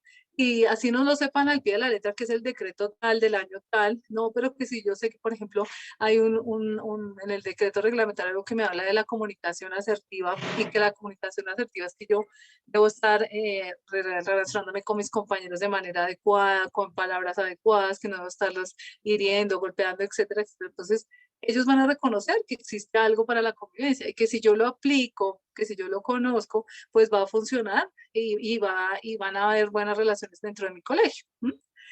Es importante también que todos, sobre todo los docentes, sepamos muy bien esta ruta de atención para la convivencia. Entonces, esta claramente pues está marcada en cada colegio como haya establecido su PI, su manual de convivencia, ¿cierto? Pero que si yo como docente tengo conocimiento de que ante las faltas leves hay que seguir estos y estos pasos, ¿cierto? Yo lo tengo claro y voy a hacer el debido proceso, ¿cierto? Y no me voy a saltar y, por ejemplo, voy a llegar de una vez al rector y me salte que hablo con el muchacho, que luego hablo con el acudiente, luego hablo con el director de grupo, etcétera, etcétera, como ustedes lo tengan concebido en el manual de convivencia. Entonces, es necesario que yo me dé la tarea, que también dentro de los colegios nos demos a la tarea de conocer ese manual de convivencia, lo socialicemos, lo hablemos y nos demos a la tarea también de mirar qué es lo que dice, ¿cierto? Ese no es una camisa de fuerza. Nuestro manual de convivencia debe ser siempre algo que se ajuste a nuestra institución y a nuestro contexto, ¿cierto? Pero que también debe estar en constante actualización. La profe Úrsula acá me dice, hay que trabajar valor, ya me lo dijo. La clase de ética y de democracia también son espacios para trabajar la prevención, dando elementos para mejorar el buen trato a través del conocimiento de derechos y deberes, pero de manera muy práctica. Sí, eso es totalmente de acuerdo. A veces volvemos a lo mismo, ¿no? Echamos la carreta, el discurso y todo, pero a los chicos estaban pensando en el partido, estaban pensando en la novia, etcétera. Y a los chicos, tanto niños como adolescentes, si no hacemos las tareas, las actividades de manera práctica, creativa, que ellos la puedan vivir, puede ser a través de una obra de teatro, una representación, un drama, etcétera. Eso es lo que a ellos les queda más significativo y eso es lo que ellos no van a olvidar. Entonces, lo que dice la profe Úrsula es súper clave. Debemos ser muy prácticos, muy creativos, muy recursivos y siempre tratando de que ellos hagan, que ellos actúen para que ellos puedan interiorizarlo mejor. Eh, Dice acá otra profe, en estos casos sería muy importante generar actividades que causen emociones y valores en los niños y tomarlas como medio de potenciar habilidades cognitivas. Sí, correcto, totalmente de acuerdo, ¿cierto? Todo lo que ellos mismos vayan sacando, las mismas experiencias que ellos van teniendo dentro de sus culturas y dentro de sus contextos, es un elemento enriquecedor porque lo que hablábamos en una de las primeras sesiones, ¿cierto? Cuando uno lo empiezan a tomar con el problema de matemáticas y que Claudia fue y cogió 5 manzanas y se comió 2, ¿cierto? Entonces ya me dicen, ay, Claudia, están hablando de mí. Así sean muchas Claudias que hay en el mundo, pero pues yo me siento aludida porque soy yo. Y ese es mi curso que están hablando y yo soy la única Claudia. Eso ocurre también con los niños. Entonces, en la medida en que yo lo haga participativo y genere muchas actividades significativas para ellos, ellos no lo van a olvidar. Eso sí, ténganlo por seguro y siempre va a estar en la mente de los chicos. Frente a las actividades, las actividades de convivencia, cómo yo fortalezco la convivencia con mis chicos. Una, pues es estableciendo relaciones sociales armónicas. Hay muchos videos, actividades también que me permiten llegar a este tema, ¿cierto? Y explicar también a los niños que las relaciones sociales no siempre tienen que ser armónicas, pero el hecho de que no lo sean, no quieren decir que siempre van a terminar en un conflicto, en una pelea, en una discusión. No, o sea, yo puedo tener, no puedo estar de acuerdo con mi amigo o mi compañero que piensa diferente, pero el hecho de que piense diferente no es mi enemigo. ¿Sí? Entonces, es valorar esa armonía que podría haber si yo comparto una misma idea o un mismo pensamiento, pero también si yo quiero de él, pues también debo respetarlo y eso no tiene por qué generarme conflicto, ¿sí? Entonces, por ejemplo, en nuestros adolescentes pasa mucho que si usted es hincha de Millonarios acá o Santa Fe, entonces usted ya no puede ser mi amigo, es mi enemigo, ¿sí? Entonces yo me voy con mi barra y voy y hago de todo, ¿sí? Entonces, esa parte no se ha entendido como una relación social, ¿sí? Entonces, no hay claridad en cuanto a que un equipo es independiente a mi forma de pensar, de pronto sí comparto intereses en el fútbol, los jugadores, bueno, el puntaje, bueno, muchas cosas, pero eso no me tiene que llevar a mí a que yo hasta me llegue a herir, como ha pasado en los estadios, ¿cierto? Que se hieren los muchachos, se matan por un equipo, ¿sí? Entonces, ese es un trabajo que no se ha hecho, que de pronto hace mucha falta en concientizar a los jóvenes frente a esas relaciones sociales de tipo armónico, ¿sí? Y diferenciar que una cosa es diferente de la otra, los equipos, las barras, los mismos torneos, por ejemplo, que hay un partido, entonces no entendió que perdió, entonces usted ya es mi enemigo. ¿Sí? Entonces, cosas como esas debemos trabajarla mucho con los niños desde edades muy pequeñitas, ¿cierto? Para que no lleguemos en un partido, por ejemplo, que lleguen a agredirse hasta matarse, ¿cierto? Entonces, es más de irlos preparando, irlos formando con actividades muy significativas que les permitan a ellos diferenciar esa parte de las relaciones armónicas. Volvemos otra vez con el tema de los derechos humanos. Es importante que a nivel de convivencia pues se trabaje mucho de manera práctica, volvemos a decirlo, esto siempre que sea de manera creativa, usando diferentes materiales, diferentes sentidos, poniéndose en el lugar del otro, ¿cierto? Nos van a ayudar a que ellos empiecen de verdad a reconocerlos y a practicarlos. El respeto por la interculturalidad, que es lo que ya hemos hablado, ¿cierto? Que es algo indispensable de reconocer, sobre todo en estas culturas inclusivas. Debemos hacer también encuentros periódicos con los representantes de la comunidad educativa, ¿sí? Estos encuentros eh, podrían estar mediados alrededor de todas estas temáticas, ¿cierto? También podríamos, como decíamos antes, la parte de los debates, hacer propuestas, que a veces también no solo nazca de nosotros la necesidad de formarlos frente a estos temas de convivencia escolar, de conciencia, sino que de pronto ellos también les quede gustando un taller que ustedes hagan, por ejemplo, de sensibilización o de toma de conciencia, entonces ellos digan, oiga, sí, a mí me gustó, entonces, profe, ¿por qué no volvemos a hacer ese taller que usted hizo? ¿O por qué no hacemos otra cosa diferente? O ellos mismos lo van a proponer si les fue significativo para ellos.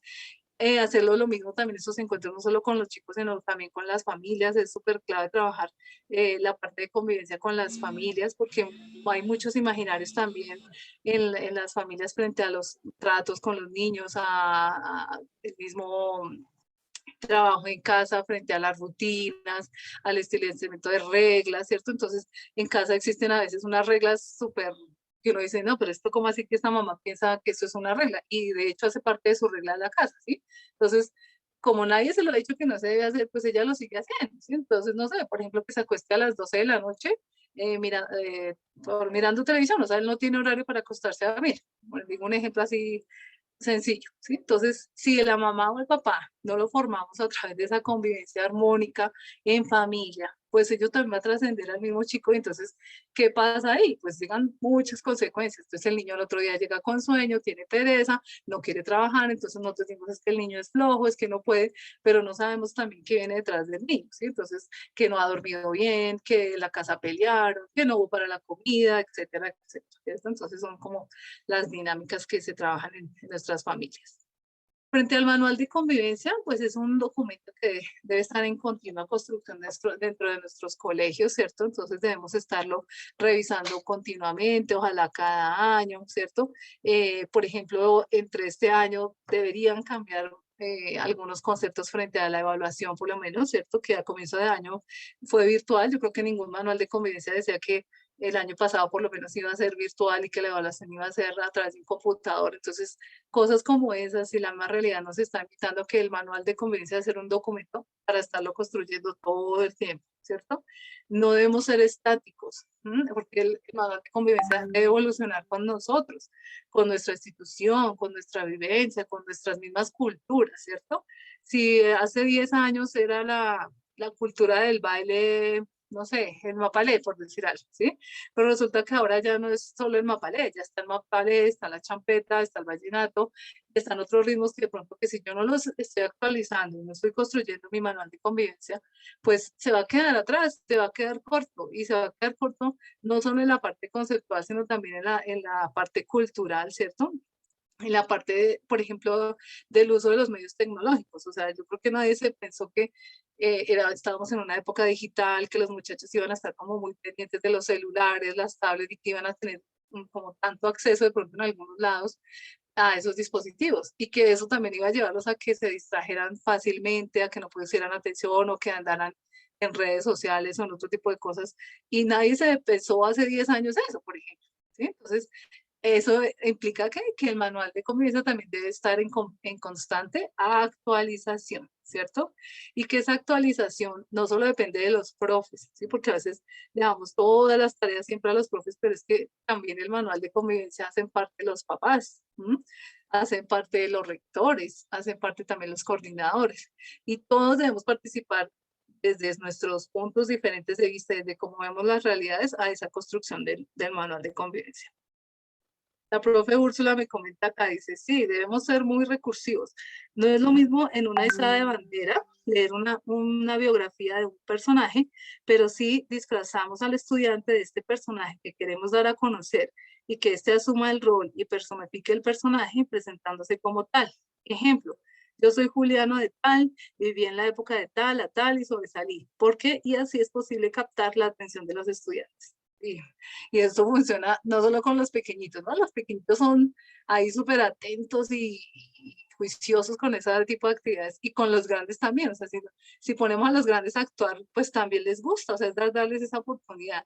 Qué chévere sería, por ejemplo, como dice la profe Úrsula, poner a nosotros a hacer obras o representaciones del manual de convivencia, ¿no? Que ellos representen, por ejemplo, los deberes. ¿Será que se les queda más a los niños que si yo se los leo y se los recito a comienzo de año como hacemos siempre de pronto? ¿O será que si ellos los empiezan a ver en el formato digital o con un Powtoon o con una herramienta diferente, ¿será que se les quedan más, les son más significativos? Es probable que sí, ¿no? Es probable que no.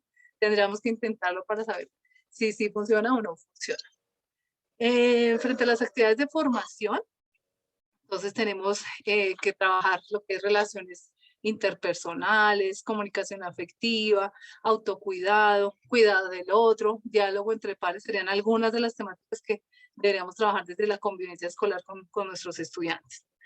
Como frase así que nos redondea toda esta idea es, el manual de convivencia debe tener claramente el proceso para resolver las situaciones de conflicto, garantizar el respeto por la diversidad y ser pertinente según la característica de los estudiantes, ¿cierto?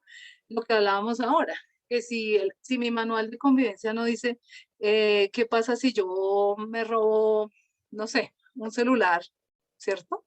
Si no está claramente especificado, pues es como la ley, ¿no? No está escrito, pues no me pueden judicializar, no va a pasar nada con ese chico, no va a pasar de pronto el llamado a la atención, no va a haber un debido proceso, ¿sí? Entonces, siempre debemos garantizar que ese manual de convivencia, además de que lea o exprese claramente que es cómo se resuelven los problemas, ¿cierto? También me garantice ese derecho a la diversidad, el respeto a los valores, ¿cierto? Y a todas las características de los estudiantes, sin beneficiar a algunos o a otros. Y eso también cae aquí a los estudiantes con discapacidad.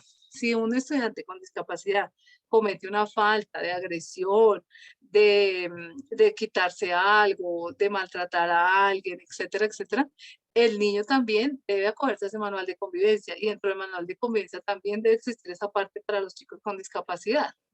No es que porque tiene discapacidad entonces yo le voy a perdonar que haga todo, pues no, porque no lo estoy formando, ¿sí? También tengo que corregirlo, también tengo que formarlo, él tiene que entender que está haciendo una cosa que no es correcta, ¿sí? Que está atentando contra la convivencia y las relaciones sociales con sus compañeros. Entonces, él también hace parte de ese manual y también pues si requiere una sanción, en dado momento, pues debería tenerla de acuerdo al manual de convivencia que tengamos en los colegios. Bueno, acá dice, la promoción de la convivencia escolar se convierte en un factor esencial para el logro de una ciudadanía activa y pacífica. ¿Sí? Entonces, si yo tengo y estoy estableciendo en mi colegio a nivel de convivencia, una convivencia sana, estructurada, tranquila, de escucha, de reflexión, ¿cierto? Esto me va a permitir también formar a futuros ciudadanos activos y pacíficos, ¿cierto? Pero si en mi institución no tengo clara ese perfil de cómo debe ser la convivencia entre los estudiantes o entre las mismas familias, ¿cierto? Y yo voy permitiendo cosas y no pasa nada, o voy dejando que como que el camino de la vida les enseñe, pues esto no me va a llegar a ningún lado y el chico se va a llevar ese mensaje. ¿Cuál es el mensaje de que yo hago cosas y entonces no hay sanción, ¿sí? Y pasaría pues lo que pasa ahora muchas veces que ocurren los delitos, ¿cierto? Hay robo, hay maltrato, hay violencia contra la mujer. Si no hay una sanción efectiva y en el momento, pues eso pasa y se va a seguir repitiendo. Entonces, hoy lo hizo con esta persona, mañana va a repetirlo con otra persona, hasta que no haya alguna sanción de verdad que le demuestre a esa persona que no está actuando bien, ¿sí? Entonces, lo mismo pasa en nuestros contextos escolares. La convivencia es clave para formar chicos activos, asertivos, pacíficos. Pacíficos no quiere decir que se dejen hacer de todo, no, ¿cierto? Sino que se viva en armonía dentro del contexto educativo. Bueno. Esta diapositiva quería colocarla porque es la participación y subrayé toda, porque es que es todos los que debemos participar en la comunidad educativa en esta convivencia escolar, ¿cierto? Acá no es labor de la orientadora, del docente, sino del papá, sino es de todos y es una labor activa, ¿cierto? No debemos confiarnos y esperar a que el otro haga las cosas, sino nosotros desde nuestra misma área, desde nuestro momento de clase, desde el momento que compartimos con los papás, con los niños en los descansos, debemos propender siempre porque haya una convivencia escolar buena, pacífica, ¿cierto? Clara, que nos permita vivir en armonía. ¿Cómo promover la participación activa de la comunidad educativa? Entonces hay 6 como tips, digamos, que nos van a ayudar a que esto se dé. Una es el clima institucional, ¿sí? Este clima institucional está muy relacionado con cómo los profes también se sienten, ¿sí? ¿Cómo estoy yo como docente dentro de mi institución? Eso mañana vamos a trabajarlo un poquito más en el taller práctico, ¿cierto? Yo como docente reconozco la diversidad que existe entre mis mismos compañeros, por ejemplo, o reconozco la diversidad que tengo yo frente al trabajo con los mismos niños, ¿cierto? La reconozco o pues me hago como el loquito el que no existe y pues hago paso por un lado, ¿cierto? Cómo ese clima institucional también me beneficia o afecta mi dinámica de trabajo, ¿cierto? Si yo soy feliz en mi trabajo, pues muy seguramente a mí me va a gustar ir al colegio, me gusta hablar con mis compañeros, me gusta trabajar con los chicos, ¿cierto? Voy a ser creativo, voy a buscar muchas maneras de trabajar con ellos, voy a innovar, ¿cierto? Pero si mi clima institucional, y yo llego y ya voy indispuesta, si no he llegado a la casa y ya voy con dolor de cabeza, por ejemplo. Entonces, todas esas son señales que yo mismo empiezo a enviar en mi actividad pedagógica, en mi quehacer, en todo lo que yo voy haciendo lo voy reflejando, ¿sí? Porque es mi forma de ser y yo voy a transmitir mi cultura, mi forma de trabajo, ¿cierto? Con unas personas que están en la institución, que forman parte de mi comunidad educativa y que deberían, entre comillas, pues manejar un buen clima, ¿cierto? Porque pues permanezco como la mitad de mi vida, digamos, trabajando con las personas en un contexto educativo, con los niños, y si tengo relaciones armónicas, muy probablemente voy a generar proyectos, voy a generar investigación, voy a hacer otras cosas que pues van a dinamizar mi vida, me van a enriquecer en mi en mi futuro profesional y en mi visión también del mundo, ¿cierto? La profe Beatriz me dice acá, debemos darles a conocer el manual de convivencia de forma clara y sencilla, que ellos entiendan que tienen derechos, pero también deberes. Cierto, muy cierto. Si no solo son derechos, ¿cierto? Que a veces nos olvida la parte de los deberes. Y los deberes también, a veces si no los pasamos de una forma creativa o clara, como dice la profe, no digamos, dictándoles todo el discurso que dice en el manual de convivencia, porque muy seguramente no nos ponen cuidado, sino resumido, claro y conciso, como dice el ¿Quién dicho. más no está autorizado? Bueno, ¿Ah? otro elemento Ya, niña. importante, profe, porfa, cerramos el micrófono. Bueno, creo que ya.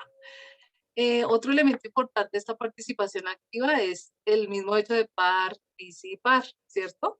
Entonces es que si yo o el orientador o el de sociales, el profe se creó una actividad bien chévere, toma de conciencia en la semana institucional, ¿cierto? Entonces yo estoy ahí juiciosa y me planteé mi buena actividad para hacer toma de conciencia, entonces yo la voy a hacer, pero entonces resulta que si son 30 maestros de mi colegio, entonces solo participan 10.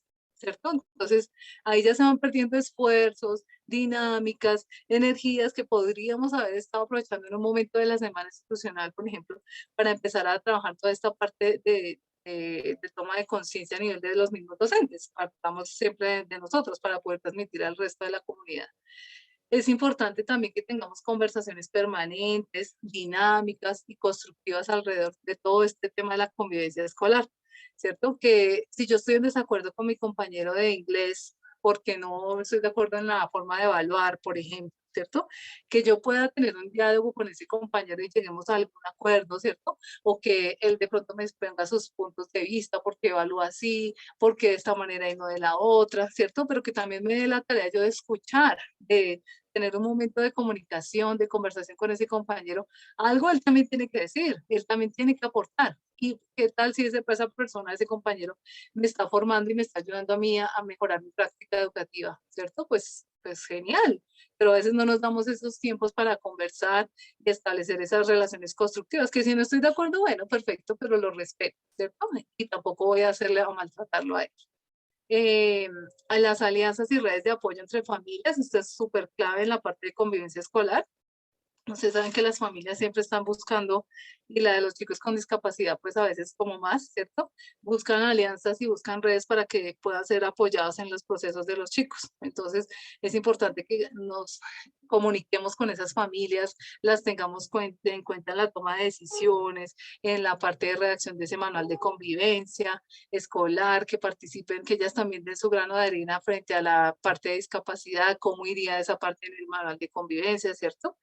seguir haciendo las jornadas de concientización súper claves en todo el proceso para toda la comunidad educativa, tener espacios de formación y fortalecimiento para las instituciones del distrito también. Entonces también, por ejemplo, solicitar talleres con psicólogos, con orientadores, con gente ya especializada en esta parte de la conciencia, ¿cierto?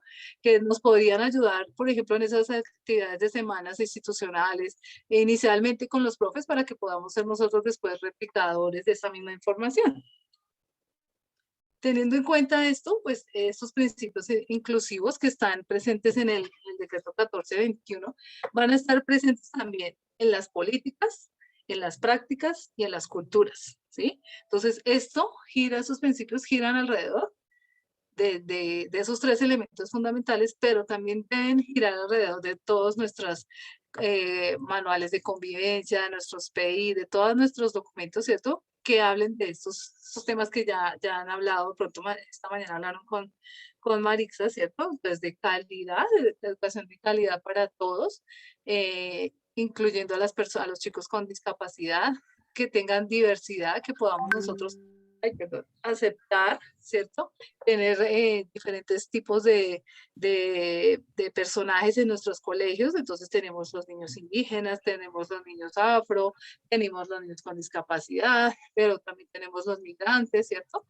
Y tener esa diversidad, porque acuérdense que esa diversidad también nos enriquece a todos en nuestro quehacer pedagógico, ¿cierto? En nuestras estrategias, en nuestras didácticas y en todo lo que hagamos con y para los chicos. Estos principios también pues favorecen obviamente la interculturalidad, permanece también la pertinencia, la participación y la equidad, ¿cierto? Entonces, esos conceptos son claves acá dentro de nuestro proceso.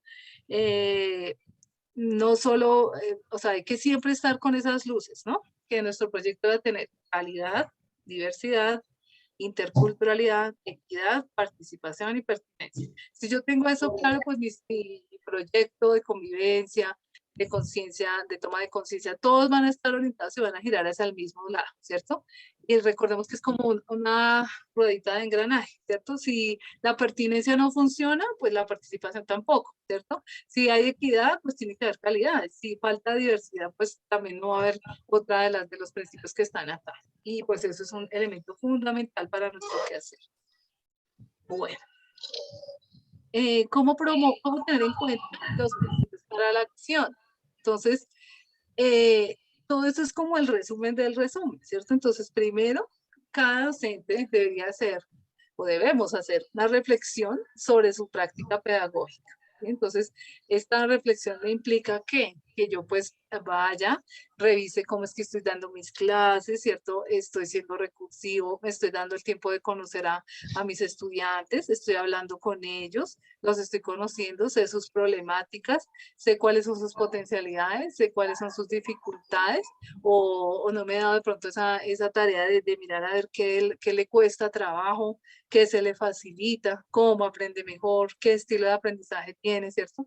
Y eso no se va a dar en un día, ¿cierto? Y muy seguramente ahora, pues con todo esto que está pasando de la pandemia, es más complejo de llegar a evidenciarlo como tan fácilmente. Esa reflexión la hacemos pues cada uno desde nuestra práctica como tal, y es en el trato con el niño, con la niña, que nos damos cuenta cómo es, ¿cierto? Nos damos la oportunidad de conocerlo, de hablar, y de mirar cómo también desde nuestra experiencia, desde nuestra asignatura lo podemos ayudar. También mirar, profes, que la diversidad es una oportunidad de aprendizaje conjunto, ¿sí? Entonces, si yo en vez de estarme dando látigo porque me llegó una niña sorda o un muchacho sordo, ¿cierto? Y no sé qué hacer, me doy la oportunidad de que él de pronto me empiece a enseñar señas, o yo empiezo a investigar qué señas sé, qué puedo aprender, cómo aprenden estas personas, cómo le puedo enseñar, ¿cierto? Ya de pronto ustedes ya empiezan a tener un poquito de bases o ideas frente a cómo trabajar con ellos.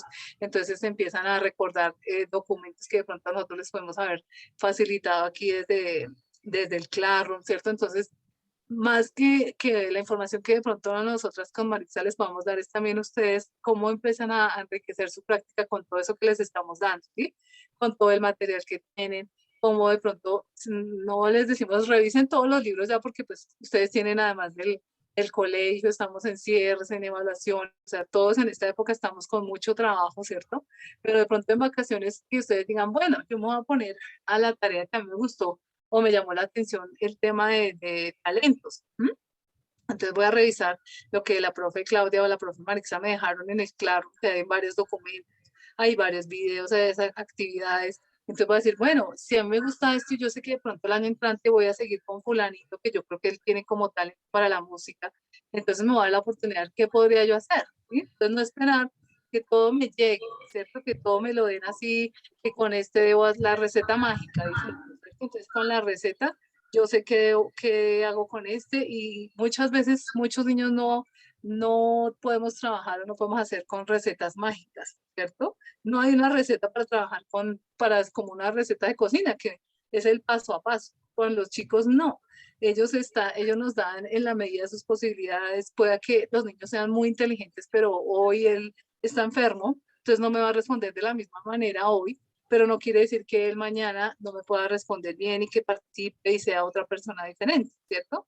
Entonces debemos darnos esa tarea, empezar nosotros a investigar también por nuestra parte, a profundizar en los temas que nos llamen la atención o que de pronto están cercanos a nosotros en el momento por uno u otro caso que tengamos en nuestra aula, ¿cierto? Pero es empezar a mirar eso, ¿sí? ¿Qué materiales hay muchos, pero pues hay que revisarlos la medida en que ustedes puedan y el tiempo pues les dé, ¿vale? Pero no que queden ahí, que no se queden claro ahí por siempre y nunca lo revisen, pues ojalá eso no pase, ¿cierto? Porque ya hay varias actividades que, como hablábamos la vez pasada, han sido muy enriquecedoras en el hecho de contar ustedes sus propias experiencias. Ustedes mismos decían la vez pasada que qué chévere sería como retomar todas las experiencias y muy probablemente se podría hacer un libro con todo ese tipo de experiencias que ustedes tienen desde su región, desde su cultura, que sería muy chévere compartirlo a nivel de Colombia, ¿sí? Que muchos no saben y por lo menos en Bogotá desconocemos los que somos rolos totalmente su cultura. Si uno no está inmerso en ella, pues no tendría mucho de qué hablar ni qué opinar.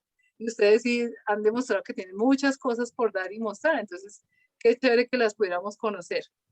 Entonces ahí les queda la inquietud de que empiecen a revisar esa parte. Otro elemento indispensable que vamos a ver la otra semana que empieza, sí, ya la otra, es sobre el DUA, ¿sí? Cómo el DUA, el Diseño Universal para el Aprendizaje, se convierte en una metodología que me puede ayudar para el aprendizaje de los niños, no solo con discapacidad, sino todos los estudiantes, ¿sí?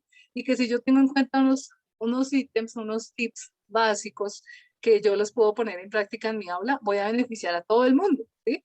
Y voy a hacer mi trabajo más agradable, diferente, ¿cierto? Entonces voy a empezar a innovar, a conocer y a formarme también desde otro tipo de estrategias pedagógicas que existen o metodologías.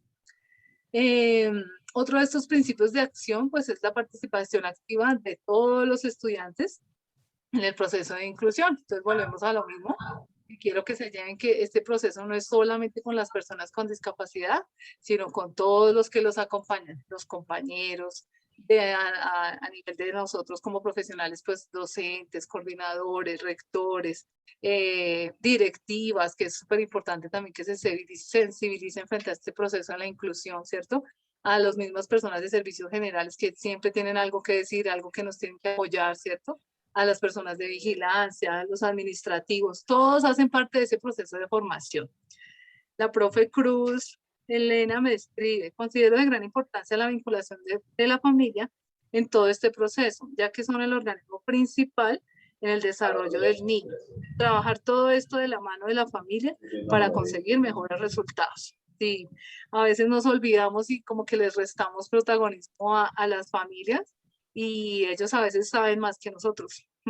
En el caso de las personas con discapacidad, ellos a veces tienen otras herramientas súper valiosas frente al manejo con sus hijos. Entonces, vemos, por ejemplo, que a la mamá del niño autista le funciona mucho hacerle el tiempo fuera.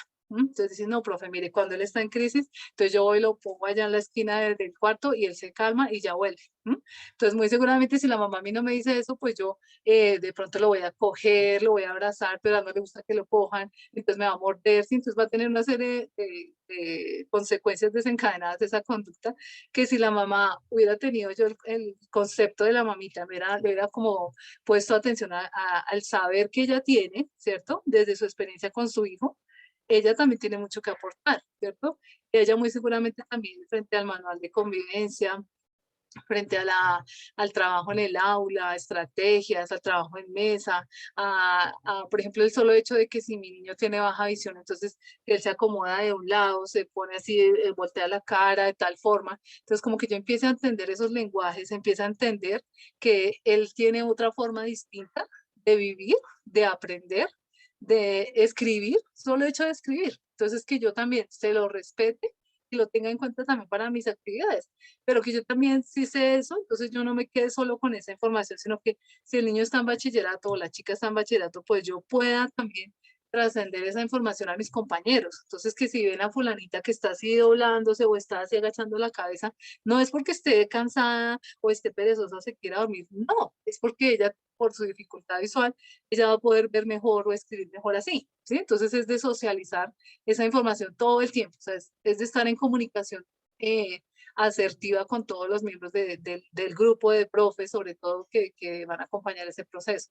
Y muchas veces la información se corta, ¿sí? Entonces, o digamos, a mí me pasa mucho con los de bachillerato, que en cada grupo, en 10º, 11, son 11, 12 profes que están trabajando en noveno.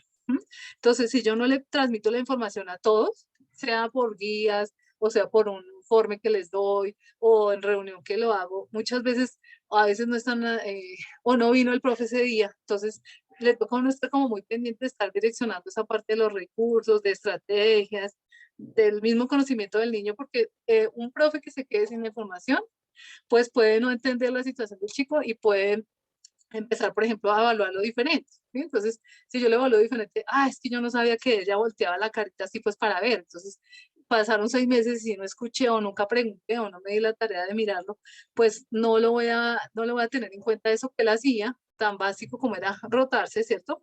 Para poder mirar y digamos que lo ignoren todo el tiempo, o 6 meses o el tiempo que haya pasado para evidenciar esa conducta, o que yo la hiciera evidente para mí.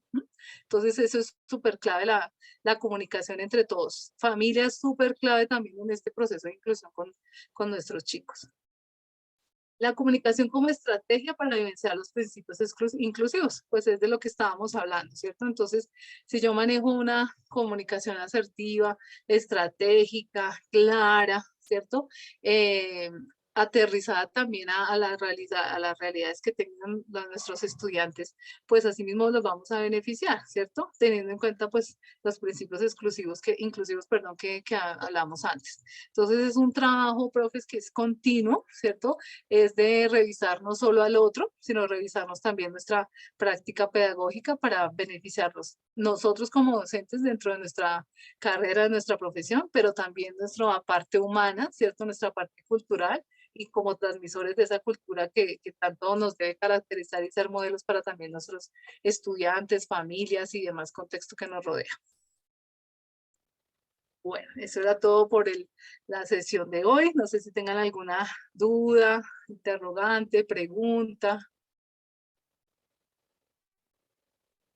Te escucho, nos quedan 10 minuticos.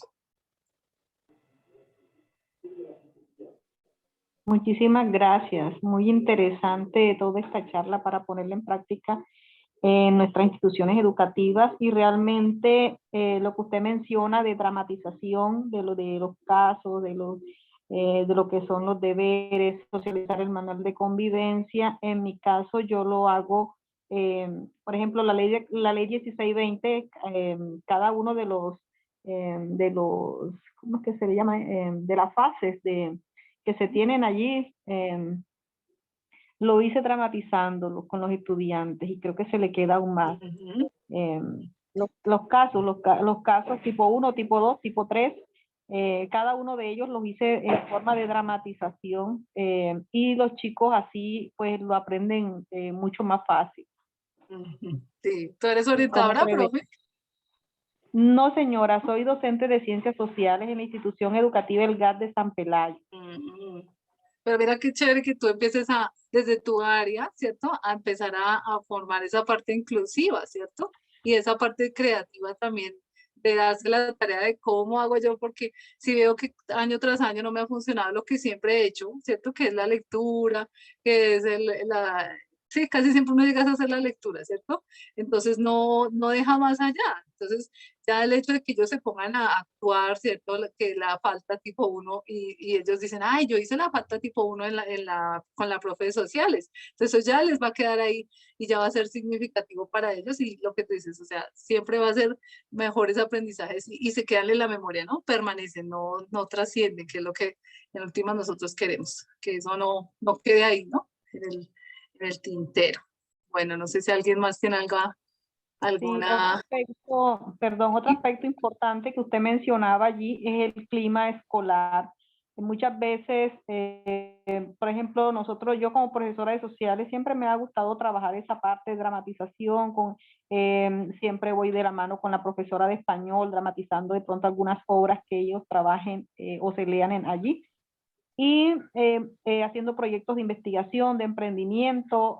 Bueno, me considero una persona muy activa en mis procesos pedagógicos, pero en ocasiones choca, o sea, choca con el que no hace nada, inmediatamente viene como que esa parte donde dice, usted vino a dar clase, incluso los directivos a veces uno siente que usted profesora no da clase, o sea, creen que dar clase es únicamente tiza, tablero o marcador y tablero y que las otras estrategias que uno utiliza en el salón de clases son una pérdida de tiempo o es de pronto para uno relajarse, como para uno Hacer no clase. hacer la clase, o sea, no Ujú. hacer lo que se debe hacer.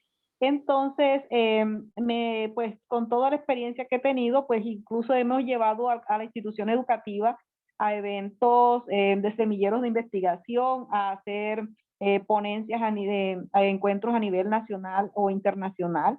Hemos ido a eventos, eso me ha permitido pues sacar a muchos estudiantes de zona rural, porque es muy difícil que un estudiante de zona rural que son tímidos, que tienen unas características totalmente diferentes a las zonas urbanas, tienen no se dice como una discapacidad, pero sí tienen una falta de oportunidades con respecto a los chicos que tienen todo en las zonas urbanas, como las ayudas de internet y todo eso. Entonces, pienso que el docente como mediador, ante todo esto nuevo, lo novedoso, tenerlo a tono con cada una de las actividades, eso también hace parte de esa inclusión.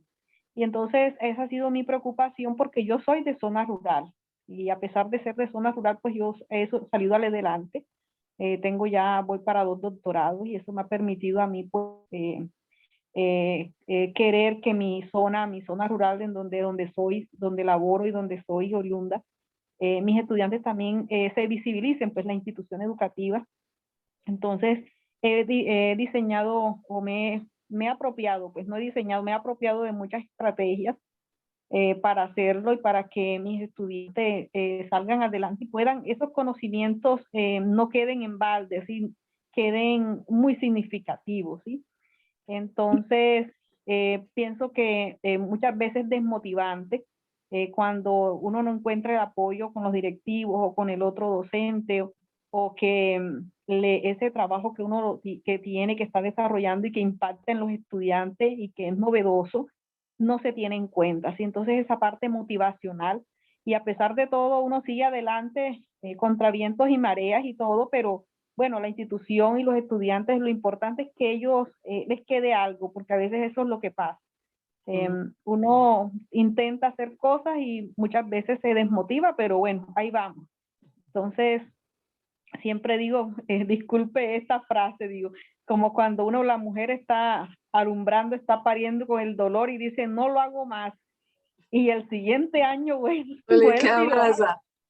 Sí, entonces eso me ha pasado y bueno, y esa es mi naturaleza y creo que los estudiantes, pues he logrado pues que muchos estudiantes que no habían llegado a la universidad, bueno, hemos logrado con estos procesos ya se hayan proyectado y tengan una nueva visión. Entonces, creo que pues la semilla está colocada y aunque uno vea que haga poquitas cosas, aunque son pocas las cosas, pero que sean significativas para ellos. Entonces ese es mi aporte y muchísimas gracias por esa charla en el día de hoy. No, nadie es profe, con mucho gusto. Y lo que tú dices es cierto, nunca hay que rendirse. O sea, a veces tenemos 100 en un auditorio, 200 personas, pero si ese mensaje le quedó a 5 a 6, pues ya ganaste, ¿sí? O sea, El hecho es hacer las actividades, las tareas, nuestro trabajo con dedicación y con esfuerzo, porque en alguien le va a quedar. O sea, uno esperaría que fueran los 100, 200, ¿cierto? Pero pues sabemos que la realidad sí todo es diferente, pero con tal de que a alguien le quede y a alguien le suene, pues ya hiciste un buen trabajo. Y no rendirse, ¿cierto? Y también es importante a trabajar en compañía, por eso es importante el trabajo en equipo, con docentes, y ver y replicar de pronto eso que tú has hecho y que ha funcionado. También mirar que los otros profes lo sepan, a veces no lo decimos y eso queda ahí, ¿cierto? Y los logros sí pueden estar ahí, pero de pronto pues para nosotros no fue un logro, pero para otra persona que lo vio, sí, sí, dice, oiga, chévere que esa profe lo que está haciendo, ¿sí? Entonces a veces nos falta también lo que les decía al inicio, escribir, redactar, documentar todas esas experiencias para poderlas también que otros la puedan replicar en otro contexto, en otra realidad, o de pronto lo que tú hiciste fue significativo para los demás, como también yo me apropio de eso desde mi contexto y lo adapto a lo mío, ¿sí? O a mi trabajo, a mi área. Entonces es como enriquecernos como equipos, ¿no? Formar equipos, no olvidarnos de que somos seres sociales y que entre todos podemos apoyarnos, ¿cierto? Estamos aquí para una labor muy bonita que es educar, entonces no olvidarnos de eso y seguir adelante, seguir en la lucha, como dice la profe Nadis. Dice la profe Jamie, en total acuerdo con la profe, muchos directivos no se interesan para que haya inclusión, solo quieren sobresalir con las pruebas a ver. Bueno, sí, esa es otra triste realidad que nos acompaña. Pero desde que cada uno de nosotros pongamos, ustedes ya están poniendo su granito de arena en el hecho de estar aquí, formándose a puertas del partido a 5 minutos, que sé que están dictando un tiempo que es valioso para ustedes de pronto ya de su descanso, pero están acá, ¿sí? Y eso los hace valiosos y les agradezco el hecho de que hayan participado, estén aquí escuchándome y pues no, tenemos mucha tela que cortar, mucho camino que recorrer y pues estamos en eso. Entonces, me encanta verlos, profes. Nos veremos mañana en nuestra sesión más de tipo práctico con el taller que les tengo. Eh, Cualquier cosa, pues nos veremos mañana. Con mucho gusto estoy aquí para servirles. Muchas gracias por sus comentarios tan bonitos en el chat. Muchas gracias. Que Profe, tengan, no sé, dime, perdón, no señor. sé si me perdí. Para mañana ese taller práctico que hay que tener a la mano. Ah, una hojita y un lápiz nada más. Ah, ok. Sí, una hojita y lápiz nada más. Y las ganas, ganas de trabajar juiciosos. Entonces espero les guste. Feliz tarde también para todos y que estén muy bien. Un abracito. Muchas Feliz tarde gracias. para todos. Recordemos llenar la asistencia para el día de hoy. No estamos diligenciando las asistencias. Es importante que lo realicemos. El día de mañana nos encontraremos entonces a las 7 de la mañana, nuestra sesión de 7 a 9 y en la tarde de 3 a 5 de la tarde. Muchísimas Perdón, gracias a todos por su perdón, participación. la asistencia está ¿dónde? En el chat está linda asistencia. En el Muy chat bien. de la conferencia y la estamos colocando en el chat también de WhatsApp. Entonces, feliz tarde para todos. Hacemos clic donde dice el link de asistencia en la parte azul.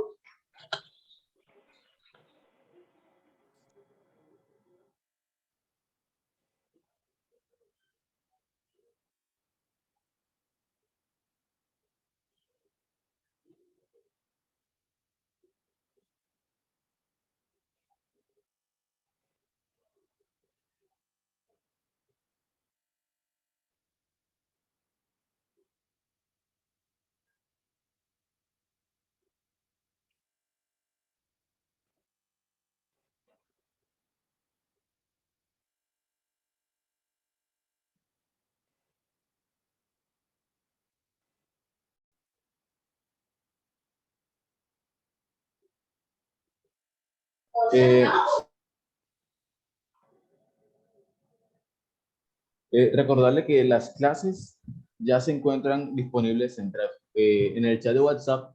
Hay un link que lleva a Drive y ahí en esa carpeta están todas las clases que se han grabado de esta capacitación.